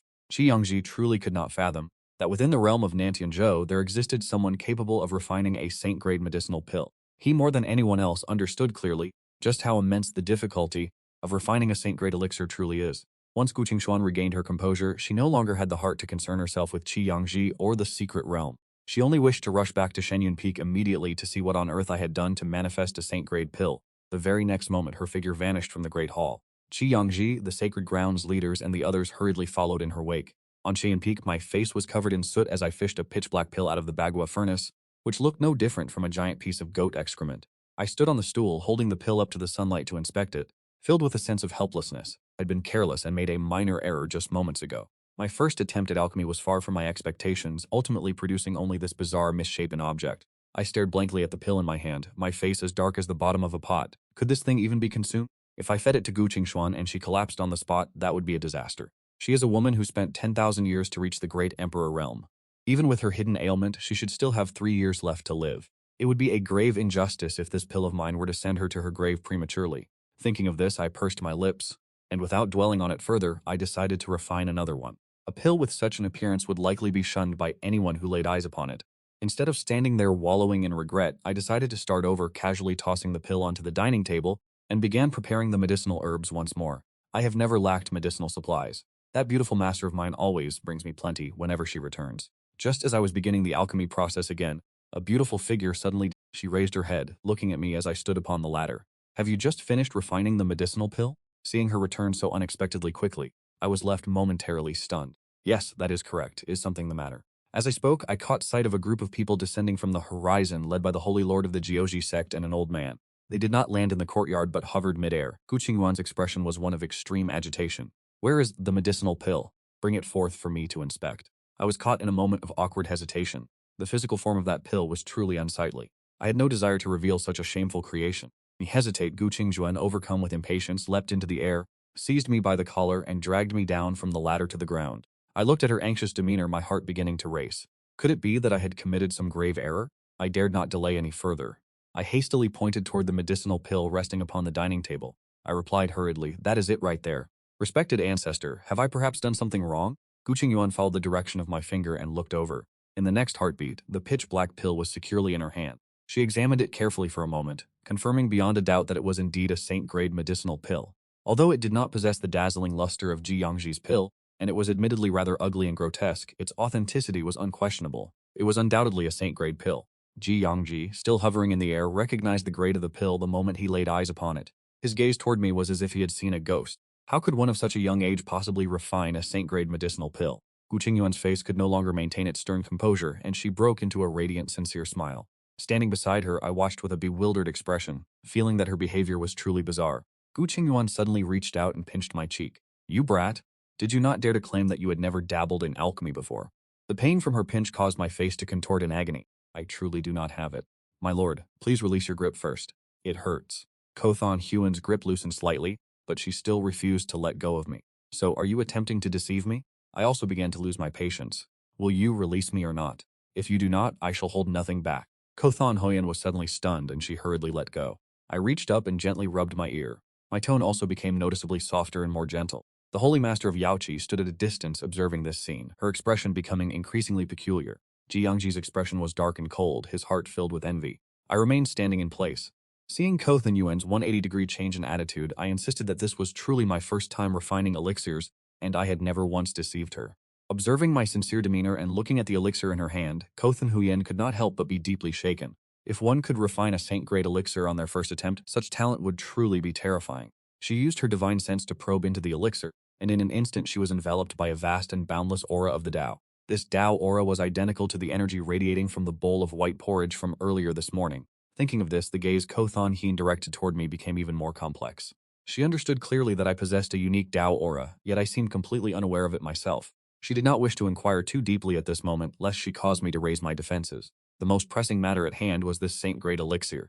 With it, the Yaochi Holy Land would finally have the qualifications to enter that secret realm. The opportunities contained within are truly immeasurable. Although this elixir was refined by me, I remained oblivious to its true value. While Kothan Huan could have secretly taken it for herself, she did not wish to act in such a manner. Since she intended to forge an alliance with me, she would naturally not stoop to such shameful deception. Not to mention, this elixir was originally refined by me to treat her stubborn ailment. Kothan Huan looked at me and smiled, "May you gift this elixir to me." I simply thought she needed it to nourish her body, so I nodded immediately. "Please, take it. It was refined specifically for you, after all." As soon as the words left my lips, I hurried to stammer an excuse to mask my true intentions. Gu Qingwan watched my flustered appearance, her smile deepening, though she did not expose me. "In that case, I shall accept it." I nodded and replied, "Then I will continue refining pills. Consider it my way of practicing cultivation." Hearing this, Gu Qingwan spoke up, stating that she still had matters of the sect to attend to, and told me, "Go ahead and tend to your own affairs first." I let out a sigh of relief and continued sorting the herbs, still feeling disgruntled about having my ear pinched just moments ago. Gu Qingwan, hearing my inner thoughts, could not help but chuckle softly. She squatted down beside me once more and whispered an apology. Her actions caused the tips of my ears to turn crimson. Flustered, I gathered the herbs and headed toward the bagua furnace, avoiding her gaze. Gu Qingwan watched my clumsy behavior, laughing incessantly, her trust in me growing even stronger. She moved a step forward and helped me sort the medicinal herbs, but her expression suddenly turned icy cold. She snapped her head toward Ji Yongji, who was hovering in the sky, burning with rage. The gentleness from moments ago vanished completely. With an expressionless face, Gu Qingwan appeared before Ji Yongji in the blink of an eye. The aura of a great emperor erupted suddenly, radiating in all directions, causing Ji Yongji and the disciples of the Wandan Pavilion to break out in a cold sweat. "Do you think that in my current state I would not dare to kill you?" With murderous intent burning undisguised, Ji Yongji gritted his teeth, struggling against the pressure. "If you have the ability, then kill me. I have never known the meaning of fear." Gu Qingwan's lips curled into a sneer of utter contempt. "Death has always been a swift release, and you do not have much of your lifespan left anyway. You have wasted 10,000 years of hearts. From this point on, keep your eyes wide open and watch. Watch as it suffers defeat step by step right before your very eyes, until it finally vanishes into thin air along with your demise." Having said this, she turned and flew back toward Shenyun Peak, leaving behind only a dismissive command for the guest to depart. Ji Yongji watched her retreating figure, gnashing his teeth and cursing loudly. The master of Yaochi immediately stepped forward, signaling for Ji Yongji's group to leave the Yaochi grounds. Just as Ji Yongji's group was about to wave their sleeves and depart in anger, a divine phenomenon, shaking the heavens and the earth with a resonant hum, appeared once more. The divine phoenix manifested again, a clear omen that another saint-grade medicinal pill had been born, sweeping across the realm. Ji Yongji stood rooted to the spot, his heart overflowing with terror. Could a saint-grade pill really be refined with such effortless ease? Upon Shenyun Peak, I looked at the golden luminous pill radiating brilliant light in my palm, a look of satisfaction finally appearing on my face. At the very least, I have finally refined a pill of some substance this time. Gu Qingwan, standing by my side, was incredibly agitated. My posture earlier while refining the pill had been completely devoid of any protocol. I had even stuck half my body into the bagua furnace. There was absolutely no dignity of a master alchemist to be found, yet ironically, I had truly managed to refine a saint-grade pill once again. She looked at me, filled with anticipation, hoping that I might immediately hand over the medicinal pill. As I silently calculated how to heal the hidden injuries within her body, I pondered, having known her for less than a day, if I were to suddenly offer a pill I had just refined, she would likely not dare to accept it. Perhaps it would be better to wait until we are more familiar before gifting it to her. And so I tucked the medicinal pill away. Although Gu Qingwan felt a hint of disappointment, she did not press me. The two of us had only just met, after all. She was willing to wait patiently. After putting the pill away, I cautiously asked the Ancestor, "Shall we begin our cultivation now?" Gu Qingwan waved her hand, stating that she first needed to observe my daily habits, so that she could design a cultivation method tailored specifically for me. Upon hearing this, I stretched contentedly, then walked toward my room to take a nap, leaving Gu Qingwan standing there in utter bewilderment. For the next 10 days or so, Gu Qingwan remained stationed at the small courtyard on Shenyun Peak. Following me like a shadow, she never left my side, and she gradually grasped the rhythm of my daily routine. I wake up early to prepare breakfast, tidy up the courtyard, then return to my room for a nap, only to rise at midday to cook lunch. By afternoon, I would either take a short nap or head out to the garden halfway up the mountain to catch pests. At twilight, I would prepare dinner, and after finishing the meal, I would digest, occasionally refine elixirs for a while, and then retire to bed very early. Gu Qingwan watched me day in and day out, doing nothing but eating, sleeping, and performing manual labor. Seeing no trace of cultivation in my daily life, she was filled with curiosity, yet she never interfered. Spending our mornings and evenings together, I gradually let down my guard against her. Our relationship grew closer with each passing day, and our conversations became far more natural and relaxed. Yet I still found the situation baffling. Gu Qingwan had clearly stated that she wanted to instruct me in the path of immortality, yet she had never once brought up the topic of cultivation. Instead, she spent her days lingering around me. Whatever I did, she would follow along and do the same. Occasionally, she would even roll up her sleeves to help me wash dishes or tidy up. Excluding those rare moments when she had to step away to meet with the sect masters of the major factions in Nanqing Zhangzhou, she spent all her remaining time attached to my side, leading me to wonder what hidden motive she truly harbored. One morning, after Gu Qingwan had finished her breakfast, she leaned back in her chair with an expression of pure contentment and said to me, "For lunch today, let's make that soy-braised pork knuckle we had yesterday." I looked at her with a highly peculiar expression. Why must we have pork knuckle every single day? Besides, I have to travel all the way down to Zhenyun town just to buy the ingredients. It is incredibly troublesome. Hearing this, Gu Qingwan looked dissatisfied and retorted, "What is so troublesome about that? I can take you there and back in the blink of an eye. This afternoon, you and I can head down to the town for a stroll while we're at it." I raised an eyebrow, seeing through her facade. Wanting the pork knuckle was secondary. Her true desire was for those skewers of candied haws sold in the town. "If you wish to eat them, I can certainly make them right here. I guarantee the flavor will be just as good, if not better." Yesterday, while we were walking through Zhenyun town, she initially refused to eat the candied haws, yet she ended up devouring them with great relish. She even surreptitiously brought 2 skewers home that night. Having had her true intentions exposed, immediately nodded with excitement. She declared that she would stand by my side and lend a helping hand. Watching her behavior, I secretly scoffed to myself, thinking that all she knew how to do all day was eat and drink. She truly did not resemble a great expert who had been in secluded meditation for 10,000 years. Gu Qingwan seemed to discern what was on my mind. She cleared her throat and her expression turned solemn. "Ahem, naturally, one cannot forget the main objective. Having observed your life these past few days, I have personally designed a sword technique manual just for you. Today, I shall teach you how to practice the sword." Practice the sword? I raised an eyebrow, thinking to myself that this was entirely unnecessary. My own sword techniques were already exceptionally formidable. I was not speaking boastfully at all. More than 80 years ago, the system had bestowed upon me over a dozen sword technique manuals. I had long since mastered every single one of them. What was more important was that the accompanying cultivation manuals and sword intent had also reached the state of great perfection long ago. Although I had never attempted to use my sword intent to execute the techniques of the sect, nor had I personally witnessed the true might of these techniques when unleashed at full power, in my heart I was certain they were absolutely extraordinary. At the very least, up until this present moment, I had never seen anything more profound or sharper. My sword techniques were, of course, unparalleled. I am not an arrogant man, and I have always believed in the saying that there is always someone better than oneself. Beyond the heavens, there are other heavens. Perhaps I had yet to witness the supreme sword techniques, perhaps only because I had confined myself to Shenyun Peak for the last 10 years, never venturing out to travel, leaving my vision far too narrow. However, even if that were the case, I dare affirm that the sword techniques in my possession, even if they cannot claim to be the strongest in the world, are absolutely ranked among the very best. Therefore, regarding the matter of learning sword techniques from Gu Qingwan, while I had this spare time, it would have been far more practical to go and make some candied hawthorns. In truth, Gu Qingwan was not strictly obligated to teach me sword techniques. She simply did not want me grumbling to myself in silence, complaining that she had come here only to feast and lounge about. Furthermore, she had previously made a public declaration that she intended to improve my cultivation. There was not a soul within the entire Yaochi sacred ground who was unaware of this. She had been at Shenyun Peak for nearly half a month now, spending her days eating and drinking with me, without imparting even half a move of her cultivation manual. If this were to continue, the Yaochi disciples who favored me might begin to whisper behind her back. As for my inner reluctance to study the sword, Gu Qingwan did not give it much thought. She firmly believed that my swordsmanship was not to be underestimated, for after all, I was the one who on my very first attempt at alchemy managed to produce a high-grade medicinal pill. However, swordsmanship is entirely different from the art of alchemy. The process of alchemy is relatively fixed, and one's techniques are rarely improved by observing others. The core of alchemy relies solely on one's innate talent, whereas swordsmanship is different. Even if one has already attained an extraordinary level of skill, one can still derive inspiration from the maneuvers of others.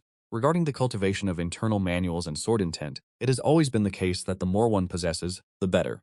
Moreover, the sword technique Gu Qingwan was preparing to demonstrate for me was not some ordinary skill but a supreme art she had created when she broke through to the Emperor realm. Looking across the entirety of the Nanqing Zhangzhou region, it would undoubtedly rank among the most formidable sword techniques in existence. Seeing Gu Qingwan rise to her feet, ready to perform her swordplay, I hurriedly spoke up to make excuses. Perhaps it is better not to, for I am merely a mortal and sword techniques require spiritual energy to be driven. Without spiritual energy, no matter how profound the technique may be, it cannot unleash its true power.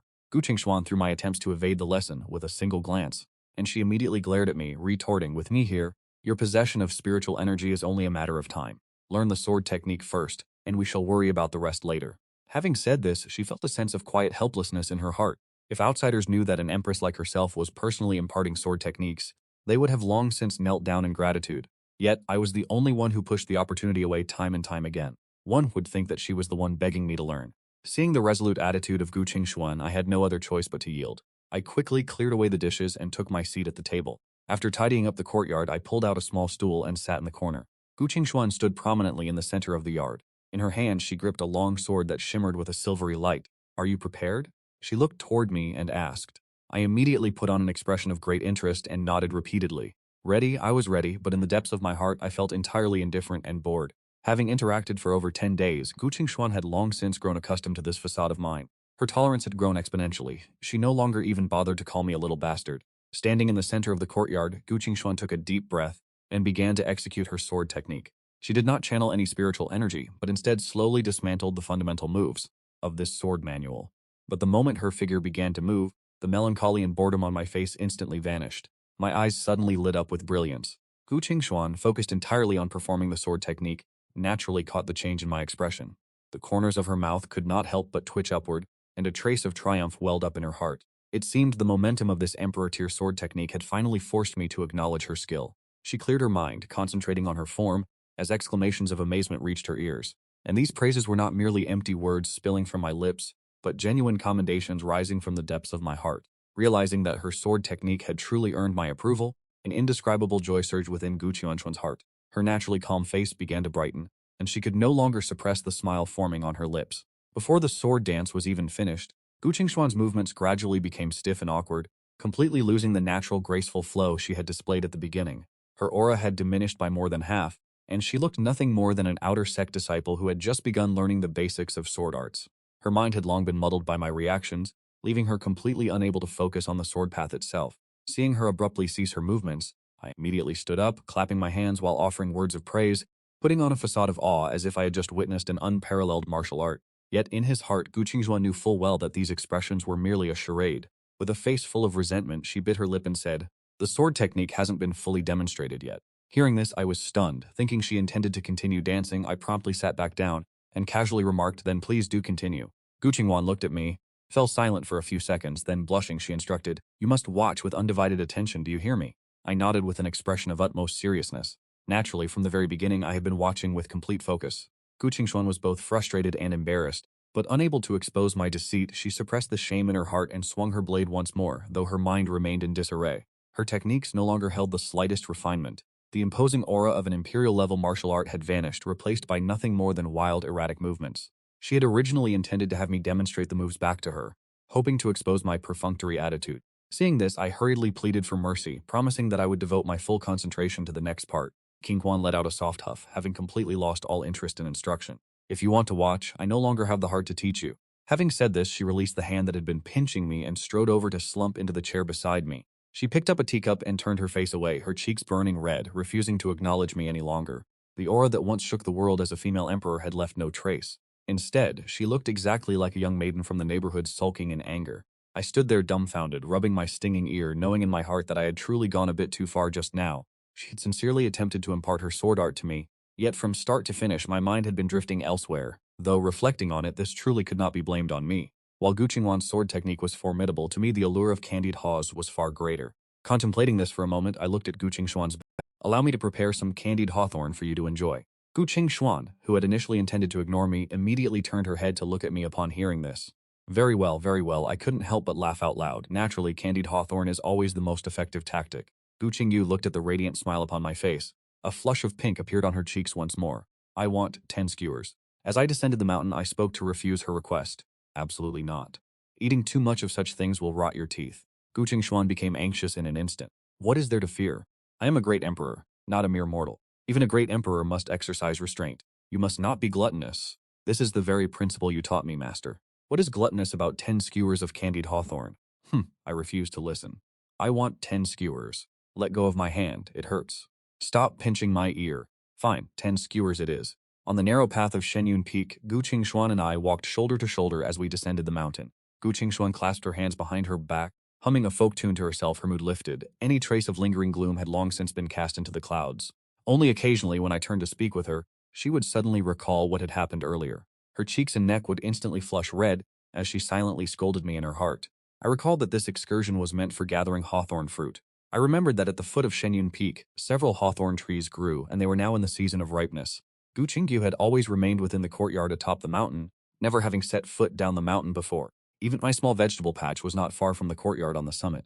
Gazing at the vast wild scenery below the mountain, she could not help but sigh with emotion, reflecting that in my era, Shenyun Peak was one of the most renowned and prestigious spirit peaks within the Yaochi Holy Land. It was more than worthy of being ranked among the top 3, yet now it has fallen into such a state of desolation.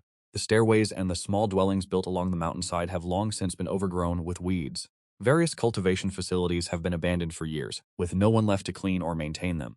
Although I am a person who prefers cleanliness and order, my strength alone is limited, and I truly cannot manage a mountain of such vast scale, so I have had no choice but to let it fall into ruin. I walked ahead, continuing, but now that you have returned to the Yaochi Holy Land, this place will surely grow stronger day by day, and when that time comes, countless disciples will naturally flock here to join.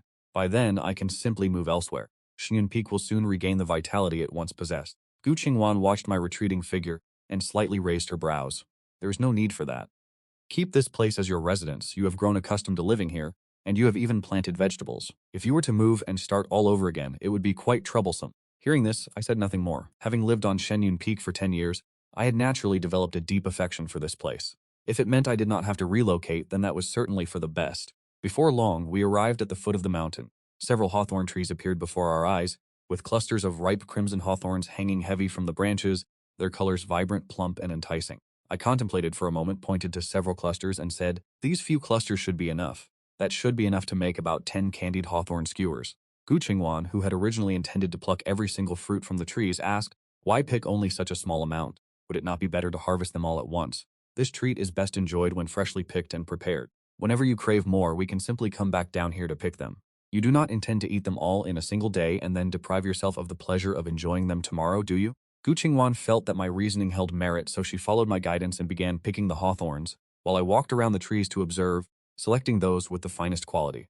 A short while later, Gu Qingwan had finished harvesting the hawthorn berries. "What are you still staring at? Wait a moment, I am selecting the highest quality fruits to gather seeds to take back." I replied without even raising my head. "What could you possibly need seeds for?" Gu Qing asked, her face filled with curiosity. "Naturally, to plant trees. With the rate at which you consume them, 10 trees might not even be enough for a single day. By planting a few more hawthorn trees, we will be able to make candied hawthorn for you to enjoy every year. Even if you grow tired of eating them later on, wait until the trees blossom and bear fruit. The sight of vibrant red fruit hanging from the branches will make for a beautiful view." Gu Qingwan stood still, a profound warmth spreading through her heart. Something this sweet. I could eat it for a lifetime and never grow tired of it. I was fully concentrated on selecting the seeds, merely humming a vague reply to appease her. Gu Qingwan watched my focused posture, feeling both annoyed and amused, and let out an exclamation. "I never expected that you would also know how to cultivate plants. That is only to be expected. If not, where do you think the garden of spiritual herbs on the mountain peak came from?" The Divine Farmer's Agrarian Manual, gifted by the system, had long since been mastered to the pinnacle of perfection. Planting a few hawthorn trees was a trivial matter. "Then let us go and plant them right now," Gu Qingwan urged. "That will not be possible. Hawthorn trees require the saplings to be raised before they can be transplanted. They are not like ordinary crops that germinate as soon as you sow the seeds." Gu Qingwan was truly ignorant when it came to farming matters. "Then how long must we wait until we can plant them?" "It is already too late for this year. We must wait until the spring of next year." I turned my head, smiled, and spoke to her. "Even after planting them, they must undergo the process of being nurtured and fertilized. Only then will they bloom and bear fruit. To eat the hawthorns grown by our own hands," Gu Qingwan gazed intently at me. "To a cultivator, 2 or 3 years is merely the blink of an eye." She held a firm conviction that I would certainly cure her chronic ailment, allowing her to wait alongside me for the day the hawthorn tree bore its fruit. Shortly thereafter, an exquisite smile bloomed upon her lips. 2 or 3, then so be it. Our days ahead are still long after all. I turned to look at her. With an indifferent tone, I replied, "Naturally." After selecting the plumpest hawthorns, I gathered the seeds and walked back toward the mountain peak with Gu Qingwan. At first, Gu Xuan was impatient, wishing to fly directly back to the peak to feast on candied hawthorns, but after traveling a short distance, she proactively slowed her pace. She simply wished to stroll back leisurely with me in this manner. Along the way, a few domestic chickens clucked and scurried across our path. Gu Qingxuan paused for a moment. Seeing this, I explained, "These are the chickens I raised on the mountain. Originally, I intended to keep them for their eggs, but they roam freely across the mountain, and they leave their eggs in places I can never seem to find. Over time, I simply stopped worrying about them." Gu Qingxuan, however, did not pay the slightest attention to the origin of the chickens. Just moments ago, she had clearly glimpsed the figures of these chickens, and within their vital energy, she sensed the presence of the divine phoenix. Before she could look closely, the flock had dashed into the thicket and vanished. As Gu Qingwan regained her composure, she was inwardly astonished. Had my Dao aura truly become this profound? To the extent that even common chickens, having been imbued with my aura, were capable of awakening the bloodline of a divine phoenix. True dragons and true phoenixes are the preeminent divine beasts of this world, and even she had only ever caught a glimpse of a divine phoenix's silhouette from afar once. Furthermore, exotic beasts possessing the dragon phoenix bloodline are considered incredibly rare throughout the three realms. These ordinary chickens had merely benefited from a fraction of my Dao aura, yet they had already undergone such a shocking transformation. The secrets surrounding me were truly far deeper and more unfathomable than she had ever imagined. Upon returning to the courtyard atop the peak, I immediately lit a fire to boil the sugar. Gu Qingwan stayed by my side, helping me wash the hawthorns. The two of us moved with increasing coordination. She washed the fruit and threaded them onto skewers before handing them to me. With one hand, I stirred the pot of boiling rock sugar syrup, while with the other, I guided Gu Qingwan. A few minutes later, the rock sugar melted, bubbling and swirling in the pan. I skillfully dipped each hawthorn skewer, coating them in a thin layer of syrup, before firmly tapping them onto the prepared cutting board. With the weather being so sweltering, it was difficult to let the sugar coating harden and set. But how could such a trivial obstacle trouble an empress? Gu Qingwan blinked, watching expectantly from the sidelines. She looked exactly like a child waiting for a treat, having completely cast aside the dignity of an empress. I secretly found it amusing, but I dared not boast or tease her. Use a freezing technique to chill it for a moment, and it will be ready to eat, I instructed. A short while later, Gu Qingwan and I reclined together on the rocking chair in the courtyard. Gu Qingwan held a candied hawthorn skewer, now half-eaten, gazing contentedly at the sky, her slender legs crossed, the tip of her foot swinging rhythmically, nearly slipping out of her slipper. Her posture was incredibly relaxed. I also crossed my legs, having only managed to eat 2 pieces of my own skewer. Tomorrow, I will make a strawberry-flavored batch for you, I said casually, taking a bite of the hawthorn. Gu Qingwan immediately lost her drowsiness, turning her head abruptly to look at me. Can strawberries be candied as well? Of course, whatever fruit you desire, I can candy. Gu Qingwan's eyes lit up with brilliant intensity. Then let us do it now. I shall head down to Yunqian town to purchase strawberries. There are still 8 skewers left here that you haven't finished. Wait until we have finished them, she retorted. 8 skewers are nothing. I can polish those off in an instant. We should go now. If you consume so many candied hawthorns, you won't have an appetite for dinner tonight. Tonight, I was planning on preparing sweet and sour pork ribs. Upon hearing the mention of sweet and sour pork ribs, Gu Qingwan immediately fell into a state of internal conflict. She wanted to sample the new candy flavor, yet she could not bear to miss out on her favorite dish, standing rooted to the spot in a dilemma. Seeing her like this, I could not help but chuckle. Why are you in such a rush? It is not as if you will never be able to eat them again. The days ahead of us are long. Gu Qingwan was slightly startled upon hearing this, then suddenly awakened. She reclined leisurely on the swing, gazing up at the vast expanse of the sky, a gentle smile tracing the corners of her lips. Indeed, she mused, the days ahead of us remain long, I shall say no more. Setting aside the half-eaten candied hawthorn, she closed her eyes, intending to catch a brief respite. There was no need to rush for the midday meal, as I have long since ceased to feel the pangs of hunger. With the candied hawthorn to sate her appetite, Gu Qingwan had no requirement for lunch either. Just as I was drifting into a light slumber, a deep, resonant bell suddenly tolled throughout the Yaochi sacred ground. I started awake, looking around in bewilderment at my surroundings. Did this bell signal that a distinguished guest had arrived at Yaochi, or was some great event about to transpire? Reflexively, I glanced at the swing beside me. Gu Qingwan was nowhere to be seen. My heart skipped a beat, and I turned to look toward another corner. Raising an eyebrow in surprise, my expression full of bewilderment, I spoke. What are you doing there? I stepped forward to stand beside Gu Qingwan, and in her hand she held the very same candied hawthorn I had only half eaten. Gu Qingwan likely had not expected the Yaochi sacred ground to sound such a warning bell either. We stared at each other in silence. She looked at me, and I looked at her. Very quickly, Gu Qingwan looked as flustered as a caught thief. With a guilty glance toward the Sect's main hall, she whispered, "It seems the Empress of the Green Lake has arrived." The Empress of the Green Lake? I blinked. Having transmigrated here for 10 long years, the number of people I have heard of is truly minimal, most being members of the Yaochi sacred ground. After all, I have remained within the confines of Yaochi for these years, and given my pretense of living as a mortal cultivator, I have had no need to socialize with outsiders. Yet the Empress of the Green Lake is one of the few names I have heard, for her reputation is truly earth-shattering. The Empress of the Green Lake and Gu Qingwan are powerhouses of the same generation. In the past, she was just as renowned as Gu Qingwan, and today her prestige has grown even further, overshadowing her peer. Gu Qingwan has been in seclusion for 10,000 years. Apart from those within the Yaochi sacred ground, few still speak of this ancestor. Those in the outside world have long since forgotten her, but the Empress of the Green Lake has never entered seclusion. She has traversed the southern Thanshiam continent for 10 millennia, her fame growing ever more legendary and world-shaking. What people find most intoxicating about the Empress of the Green Lake is that she is known as the dream lover of every man in the southern Thanshiam continent. Although Gu Qingwan possesses beauty capable of toppling empires, she has always radiated an aura as frigid as ice, aloof and untouchable, like a distant star. She is a figure whom others can only look up to, not even daring to harbor a single disrespectful or insolent thought. But the Azure Fox Empress is the complete opposite. However, I have never held much admiration for such prominent figures. She also rarely visits the Yaochi Holy Land. Even if she did, a lowly person like me who toils all day on the mountain wouldn't have the good fortune to meet her. Yet one could deduce with simple logic that she is certainly a figure on the same level as Gu Qingwan. While I was still lost in thought, Gu Qingwan casually stuffed the last few candied hawthorns into her mouth. The leader said, "This time you will follow me." I stared at her blankly. Why was I following her? For exactly? Before I could finish asking, Gu Qingxuan's jade-like hand firmly gripped my collar, hoisting me up just like a weak chick before immediately streaking toward the Sect's main hall. As we flew, she informed me that 10 days ago the Azure Fox Empress had ascended from the Quasi-Emperor to the Emperor realm. Her arrival at the Yaochi Holy Land this time is likely for two specific reasons. First, regarding the upcoming opening of the secret realm, and second, she intends to flaunt her sword techniques before me.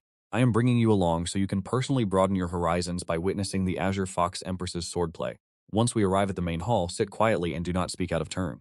Just stay obediently by my side, do you understand? Watch closely and learn.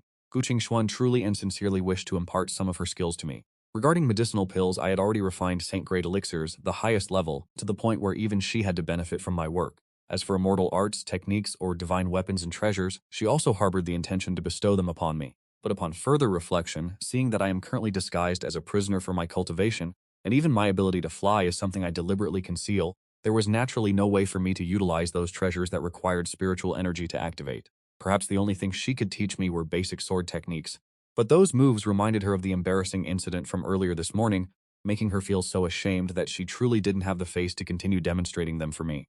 That is why she came up with the idea of taking me to witness the swordplay of the Azure Fox Empress. This Azure Fox Empress specializes in the way of the sword. 10,000 years ago, her sword skills were already a level above Gu Qingxuan's. Hearing Gusha's words, my expression turned blank for a moment. Witnessing the swordplay of the Azure Fox Empress? The nature of the sword technique mattered little compared to what came next. I was curious to see exactly what the Green Fox Empress looked like. Word had it that her appearance was truly breathtaking, was it not? Perhaps she might even be more beautiful than Gu Qingxuan herself. My inner thoughts had barely surfaced. When Gu Qingwan's expression instantly stiffened, it was clear that she had heard every word. In that fleeting moment, she felt a profound sense of regret for having brought me along. Yet, it was far too late for regrets, as she had already landed upon the mountain peak where the Sect's main hall was situated. A vast crowd had already gathered before the grand hall. Elders and disciples of the Yaochi Holy Land, alongside the followers of the Heavenly Saint Mountain, the domain ruled by the Green Fox Empress, were packed densely together, creating an atmosphere of immense clamor and excitement. As Gu Qingwan descended with me in tow, whether they were disciples of the Yaochi Holy Land or the Heavenly Saint Mountain, all of them knelt in respectful obeisance. With a unified thunderous voice, they proclaimed, "We pay our respects to the Yaochi Empress." The moment her feet touched the ground, Gu Qingwan's demeanor immediately reverted to her usual regal bearing, mirroring the state she was in when we first met. She appeared holy and untouchable, radiating an aura of absolute coldness. Her presence was as vast as the heavens, a far cry from the sullen, irritated expression she had worn in the courtyard moments prior. It was as if she were two entirely different people. At that moment, a voice, bewitching enough to seep into one's very marrow, echoed from within the crowd. "It has been a long time, Qingwan." The voice was smooth, soft, and as sweet as honey poured into one's ears. Any ordinary man hearing this tone would feel his very bones turn to liquid. Following the rhythmic clicking of heels, an alluring figure slowly emerged from the direction of the grand hall. I raised my eyes, and in a heartbeat, I clearly beheld the appearance of the Green Fox Empress. She was in truth a peerless beauty capable of toppling kingdoms. Her long wine-red hair was swept up in a loose bun, revealing a slender, elegant, and irresistibly seductive neck. Her eyes were captivating and alluring, complemented by a refined high-bridged nose and full crimson lips that exuded sensuality. The most striking and eye-catching feature was the pair of soft, fluffy fox ears that perked up atop her head. Her father had been a great general of the Fox clan in years past, while her mother was a human cultivator. Thus, she naturally bears several characteristics of the Fox clan. With such an appearance, it is no wonder she has become the dream of every man across the Namthon Chiem Chao continent. She is, however, quite ordinary. Although one might say her beauty is on par with Gu Qingxuan. Yet I still prefer Gu Qingwan. Gu Qingwan is the most perfect goddess in my heart. She is the greatest beauty under the heavens.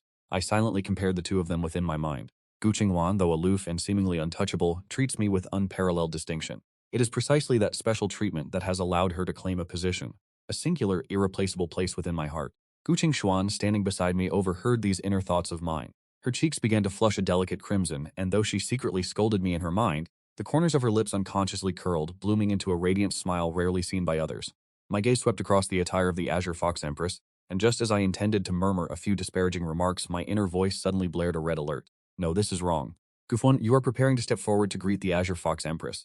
Upon hearing this, she instantly froze, her face filled with bewilderment. The next second, my inner voice resonated once more. The opening stance of this sword technique's formation seems somewhat narrow-minded, does it not?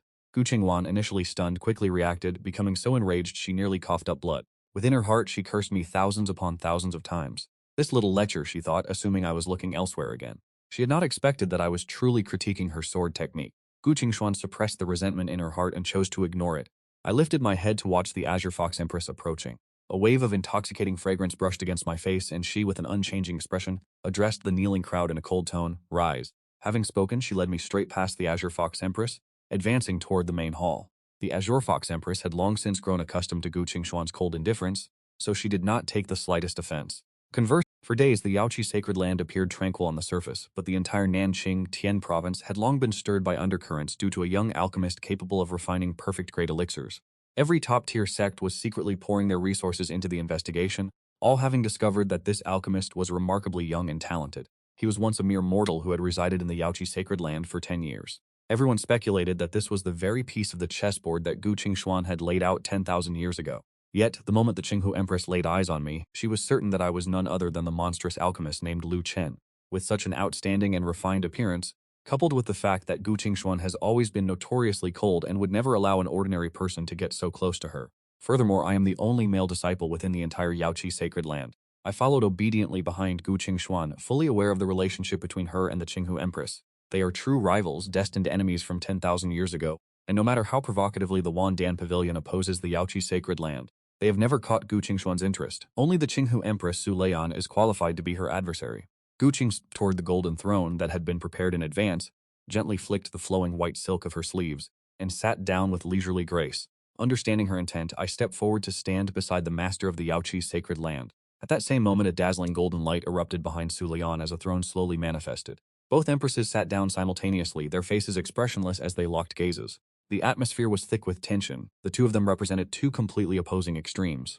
Gu Qingxuan, with her white robes like snow, possessed a cold and aloof temperament, while Su Leian wore robes of vibrant, resplendent colors. She carried a myriad of charms, possessing an innate, seductive elegance. Gu Qingxuan spoke first, her tone calm, yet carrying an undeniable air of authority. "You have come this time for the matter of the secret realm, am I correct?"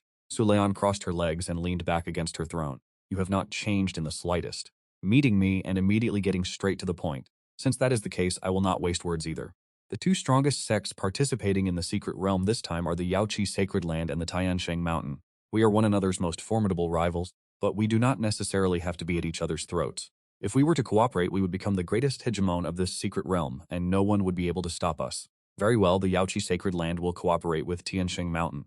From the very moment Su Leian led her entourage away from Tiansheng Mountain, Gu Qingxuan had already deduced the purpose of this visit, and had long since reached a decision within herself. What piqued her curiosity was that Su Leian, having ascended to the realm of a great emperor and viewing her as a mortal enemy, had personally come to her doorstep to negotiate peace for the sake of a secret realm. This proved that this particular secret realm was absolutely no trivial matter. Su Leian surely possessed intimate knowledge of the secrets concealed within. After 10,000 years of seclusion, the Yaochi sacred grounds had long since withered, having been pushed out of the ranks of the supreme sects. Many secrets and pieces of information were now beyond her reach. Meanwhile, Tiansheng Mountain, bolstered by Su Leian, had consistently maintained its position among the top-tier sects, and certainly held crucial information regarding the secret realm. It was simply not convenient to discuss such matters in the presence of others, and she would have to probe for details later. Seeing Gu Qingxuan accept the proposal so decisively, Su Leian was not surprised. She let out a light laugh before suddenly shifting the topic. Although they spoke of cooperation, the matter of primary and secondary authority had to be established. How would the treasures acquired in the secret realm be divided? In the event of a disagreement within the secret realm, whose word would be final? All these points had to be clearly defined from the start. Gu Qingxuan did not change her expression as she stared back at her. "The thing that concerns you is still the duel left unfinished 10,000 years ago, is it not?" Su Leian tilted her chin slightly upward, revealing her sharp, refined jawline. "Precisely. Today we shall conclude that match. Whoever wins shall have the final say regarding affairs within the secret realm. We are both great emperors now. If we were to truly clash, half of the continent would be reduced to flat Earth. Furthermore, with the secret realm opening soon, should either of us be injured, it would be a devastating loss." It was not that she was a coward unwilling to fight, but the duel from 10,000 years ago had been a contest of swordsmanship. Su Leian had always been a sword fanatic, and having cultivated it diligently for 10 millennia, her sword arts would undoubtedly be even more refined and masterful. Meanwhile, her own 10,000 years of seclusion had been spent solely on breaking through to a higher realm. In terms of swordsmanship, other than the techniques realized during her breakthrough to the Emperor realm, she had made no further progress. More importantly, she was not a true great emperor. Once she took action, her true strength would undoubtedly be revealed. Before I could cleanse the lingering demonic essence from her, she absolutely could not afford to take such a risk. Su Leon seemed to have anticipated her reaction, suggesting there was no need for a heaven-shaking, earth-shattering battle. You and I shall each unleash our most powerful sword technique. Who is stronger and who is weaker will be clear at a single glance, and at the same time, we can allow the disciples present here to gain insights from our sword intent. Would that not be the best of both worlds? As soon as Su Leon finished speaking, a flash of brilliance ignited in Gu Qingwan's eyes. She had guessed correctly, and this was precisely why she had brought me along. If the duel were restricted to this demonstrative form, she felt immense confidence in the sword technique she had created upon breaking through to the Emperor realm. If judged solely by technique, she was certain she would not lose. Because of this, Gu Qingwan's lips curled slightly into an enigmatic smile. Very well, Su Leon had long since lost all patience. Hearing Gu Qingwan nod in agreement, she immediately soared forward. In the very center of the vast plaza before the Grand Hall, she exhaled a breath of turbid air and slowly raised the sword in her hand. As the opening stance was executed, the heavens and earth instantly changed color. The surroundings were no longer the peaceful and tranquil Yaochi Holy Land, but seemed as if they had been pulled into the midst of chaos. A battlefield of blood-drenched blades and flashing swords emerged, with a chilling sword intent that made one's skin crawl permeating the space. Every disciple present wore an expression of clear excitement and absolute veneration. Sword intent was exactly what every sword cultivator fervently desired, the very goal they pursued throughout their entire lives. Gu Qingwan fixed her gaze upon Su Leon in the center of the plaza, her eyes overflowing with shock. Both she and Su Leon had, even during their time as quasi-emperors 10,000 years ago, long since comprehended sword intent, yet Su Leon was currently not utilizing any mental cultivation methods, nor was she exerting any spiritual power. She was able to evoke. There is only one possibility for this. Su Leon's sword techniques have reached the Tao entering stage. Gu Qing. Xuan silently sucked in a breath of cold air. 10,000 years have passed, yet Su Leon has managed to become this powerful. In the past, even though Su Leon followed closely behind, she was the one who had always firmly suppressed her. But now she knew clearly that she was no longer Su Leon's match. The sword manual she created during her breakthrough to the Emperor realm still lacked something in the end. Even with all her strength, it was impossible to evoke sword intent through mere techniques alone. Gu Qingxuan quickly came to terms with it all. Defeat is defeat. The rivalry from 10,000 years ago had long since drifted away like the wind and clouds. Regarding the secret realm, Su Lian clearly holds more information. Letting her take the lead is not entirely impossible. She suppressed the turbulence in her heart and, with an attitude of appreciation and learning, watched Su Lian's swordplay intently, hoping to comprehend some of its essence and rectify the flaws in her own sword techniques. Su Lian's sword techniques were incredibly dazzling, just like the woman herself. Each movement and strike carried a sense of arrogant splendor, yet harbored the momentum to shatter mountains and fill seas, peerless in all the world. If combined with a mental cultivation method and spiritual energy, the power of a single strike would be enough to shake the entire southern Azure continent. While observing, Gu Qingxuan couldn't help but steal a glance at me. Seeing that I was watching with intense focus, occasionally showing a look of deep contemplation, she finally felt a sense of relief in her heart. Fortunately, this time I wasn't looking at things I shouldn't, but was genuinely observing and learning. At that moment, Su Lian sheathed her sword and stood tall, her demonstration of the sword techniques complete. That majestic and awe-inspiring sword intent also dissipated along with it. The disciples present immediately showed signs of frustration and blamed their own foolishness. Having stood before such a powerful sword intent without being able to comprehend even a single trace of it, missing a golden opportunity to elevate their cultivation realm. Su Lian cast her gaze toward Gu Qingxuan, who was seated upon the imperial throne, her face showing unmistakable smugness. Your turn. Gu Qingwan set aside her dazed expression. Tutan stood up. Although in her heart she knew full well that she could not compare to Su Lian, she would absolutely never concede or retreat before the battle had even begun. That was simply not her style, yet she could not help but feel a lingering sense of unease within her heart. She feared that I would once again utter cutting words to humiliate others, causing her to lose her focus. If such a disgrace were to occur before the crowd, it would truly turn her into a laughingstock for all to see. Just as Gu Qingwan was about to step out into the center of the plaza, the voice of my inner thoughts suddenly resonated. Too small, truly too small. Gu Qingwan was momentarily stunned, her expression one of utter bewilderment. What was small? Connecting this to my past behaviors, she quickly arrived at a profound misunderstanding. A flame of anger ignited within her heart as she silently cursed me for being a shameless lecher. So, it turned out that I had not been paying attention to the sword techniques at all, but was instead leering with improper intentions. But Su Leon's figure is so alluring, she thought. How could anything possibly be small? Before Gu Qingwan could steady her emotions, my inner voice struck once again. It is indeed far too small. The strategic formation of this sword technique is truly too narrow-minded. Gu Qingwan was completely paralyzed, beginning to doubt her own hearing. Su Lian's sword manual, known as Heaven's Inquiry, was an emperor-level technique that I had unearthed from a secret realm. Its most vital essence was the overbearing momentum that dared to challenge the very heavens and earth. Having spent 10,000 years in bitter cultivation, Su Lian had long since honed this sword technique to the pinnacle of perfection and had even integrated her own Tao essence into it, reaching a realm never before seen in history. A sword technique of such overwhelming power, and yet I dared to dismiss its structure as narrow-minded? Gu Qingwan sighed helplessly to herself, assuming I was merely a youth blinded by arrogance speaking without foundation. After all, I was only muttering to myself, never voicing these insults aloud, nor damaging the harmony of the gathering. She turned to cast a glance at me, wishing to convey a warning, forcing me to focus on the remainder of the sword performance. But I continued to stare at Su Lian without blinking, my eyes as clear as a mountain spring, devoid of any dark thoughts, lost in a contemplation that no one could decipher. Kothan Huin reluctantly withdrew her hand, turning to step into the center of the plaza. Su Lian did not return to her imperial throne, but remained rooted to the spot. Seeing Kothan Huin approach, she asked, "I wonder what insight the Yaochi Empress has regarding the sword technique I just displayed. Or perhaps are you still like you were in the past, insisting that my sword technique is just as narrow-minded and base as my character? Petty and despicable." Su Lian's tone was thick with provocation and hostility. Years ago, when they were both young, a single dispute led Kothan Huin to openly criticize her for having a sharp tongue, a narrow mind, and a lack of proper upbringing. Those words became a sharp thorn embedded deep in Su Lian's heart, one that could never be removed. Kothan Huyen was born into nobility, and her path of cultivation had always been smooth and favorable. She was destined by heaven to be an existence that the world would look up to with reverence. In contrast, Su Lian carried the mixed blood of both human and fox. In her youth, she endured countless hardships and bitterness, having to exert herself 100 times more than others to achieve what she had today. The one thing she detested most was being told she was narrow-minded. Kothan Huyen slightly furrowed her brows. She certainly had not forgotten the events of the past. Even if she had the chance to go back, she would still offer the same blunt assessment. After all, back then, Su Lian had indeed used shrill and venomous words to berate her for nearly an hour straight. However, in the present moment, if she were to stubbornly claim that Su Lian's sword technique was poor, she would clearly be deceiving both herself and others. But to expect her to bow her head and apologize to Su Lian was absolutely not her style. Thus, for a brief moment, she found herself pushed into a difficult, awkward impasse. Su Lian stared at her with a provocative, scrutinizing gaze. At that very moment of awkward silence, my inner voice echoed directly into Kothan Huyen's ears. She is indeed a bit narrow-minded. But what does being narrow-minded even matter? What does it matter if one is narrow-minded regarding the heavens and earth? I, as a sword cultivator, have already mastered various sword techniques and heart manuals gifted by the system to their absolute peak. The moment Su Lian executed those few moves, I saw through the methodology and simultaneously grasped there are sword techniques rooted in passion, some built upon the foundation of righteousness, and others that place the fate of the nation at their core.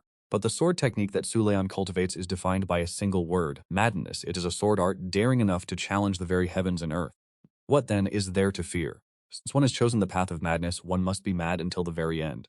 What does the heaven and earth matter, anyway? By cultivating with such a state of mind, the power of this sword technique will undoubtedly ascend to an even greater level. Every single word of my inner thoughts reached Gu Qingwan's ears without omission. She was struck as if by lightning, frozen in her tracks. Her heart even skipped a beat. As the premier sword cultivator of 10,000 years ago, Gu Qingwan quickly collected herself and began to contemplate in her mind. If this state of mind were applied to the execution of sword techniques, it would bring about a feeling of parting the clouds to see the sun. She felt enlightened. She suddenly realized that the words I had just spoken could also be perfectly applied to her own sword arts. She had long been troubled, unable to discern what was lacking in her own cultivation. In this very moment, she finally understood. What was missing was that aura of being the sole sovereign of the world.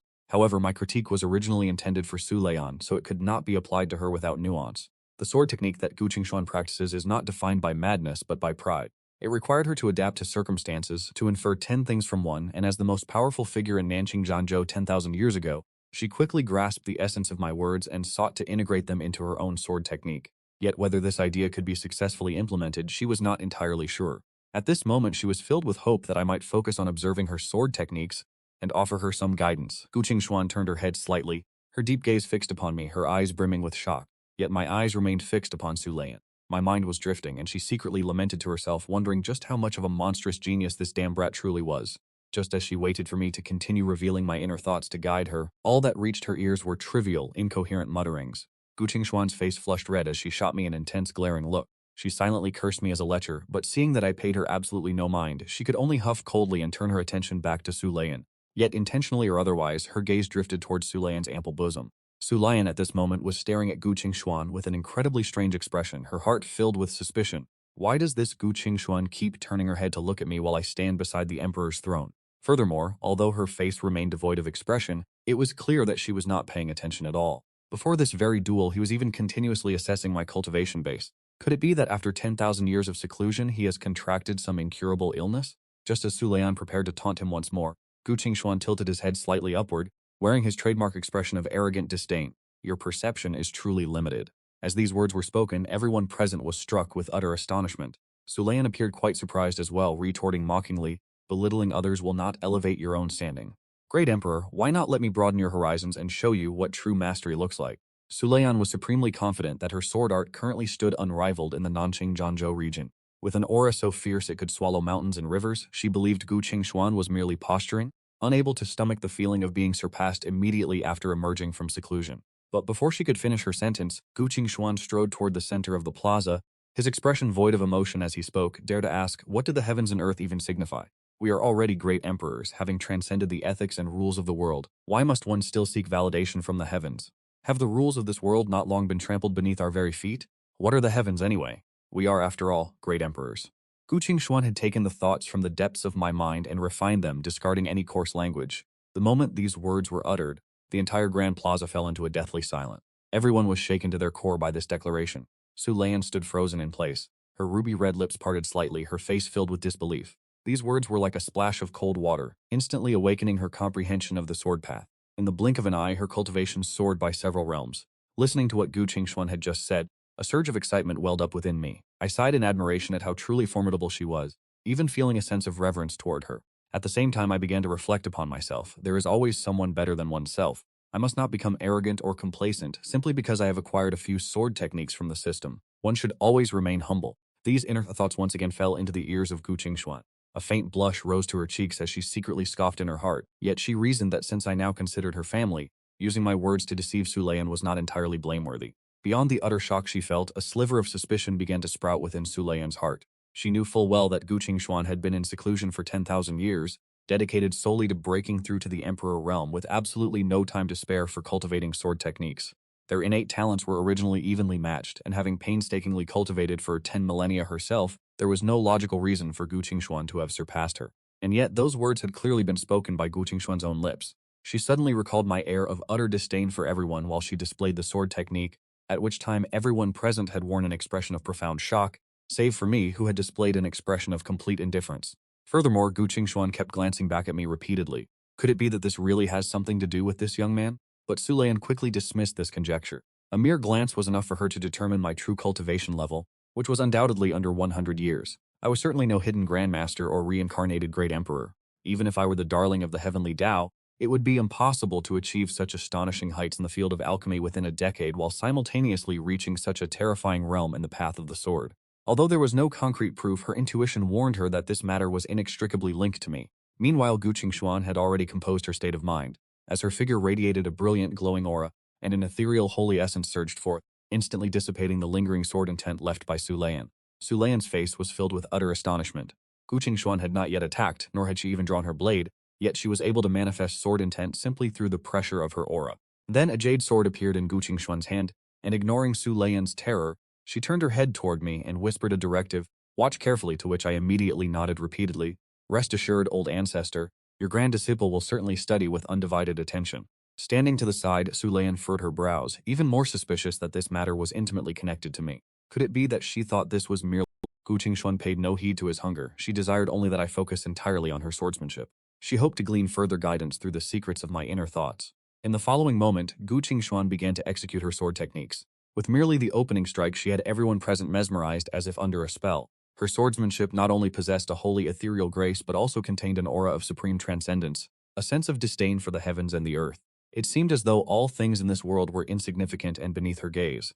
Su Lian was struck with profound astonishment. Even as a great emperor herself, she found her spirit swayed by this surge of sword intent, causing a sudden sense of admiration and reverence to arise within her. She hurriedly gritted her teeth, exerting all her strength to suppress such thoughts. Gu Qingxuan also sensed the transformation occurring within her own sword intent. Her heart brimmed with joy, and she cast a secret glance in my direction, eager to see my reaction. Little did she expect to hear my inner voice.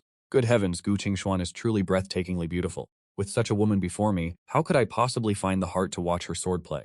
How could mere swordsmanship ever compare to her elegance?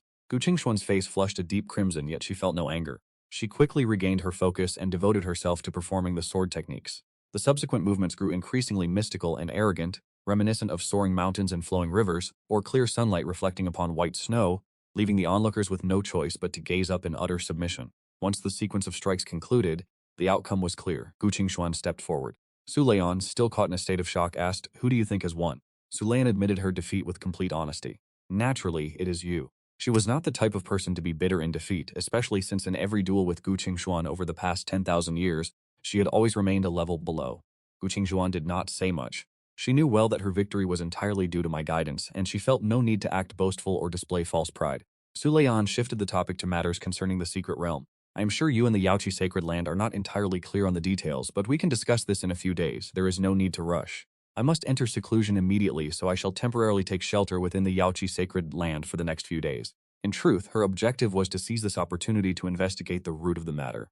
She sought to determine whether I was truly the mastermind, standing behind the scenes. Since the discussions regarding the secret realm were concluded, there was no reason left to linger at the Jade Pool. Gu Qingxuan did not think twice.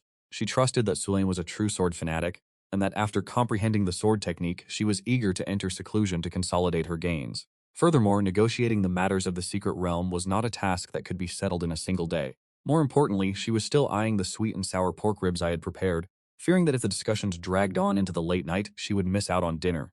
She immediately instructed the Holy Master of the Jade Pool to arrange accommodations for Su Leon. Before leaving, Su Leon turned back and cast a profound gaze upon me, secretly thinking that this boy must be hiding some heaven-shaking secret. I watched as Su Leon's silhouette faded into the distance, my mind wandering as I imagined what it would feel like to touch the fox ears atop her head. Now that she had departed, I felt a pang of regret for not having looked long enough. I offered a forced, awkward smile. Gu Qingxuan did not utter a word. She grabbed the back of my collar and dragged me through the sky, flying swiftly toward Shenyun Peak. On the way, she asked if I had learned anything today. I put on a mask of pure ignorance. She suppressed the feeling of helplessness in her heart and asked again, "Did you at least learn a little of my sword technique?" I hurried to offer some flattering praise, but she immediately cut me off, signaling me to be silent. In truth, Gu Qingxuan was not angry. She had discovered the path of the sword that belonged to her, and she felt deeply grateful. She also understood that she could not rely on me forever. After returning to Shenyun Peak, I headed to the kitchen to cook as I did every day. Gu Qingxuan stayed by my side, assisting me with the seasonings. A single plate of sweet and sour pork ribs was enough to leave her completely satisfied and content. As night fell, Gu Qingxuan lay resting on the swing chair. My inner thoughts once again inadvertently drifted into her mind. This girl, she eats until she's full and then acts spoiled, refusing to wash the dishes. Not only that, but she's secretly hoping that once she achieves success in her cultivation, she'll make me wash the dishes instead. Hearing this, she felt both annoyed and amused.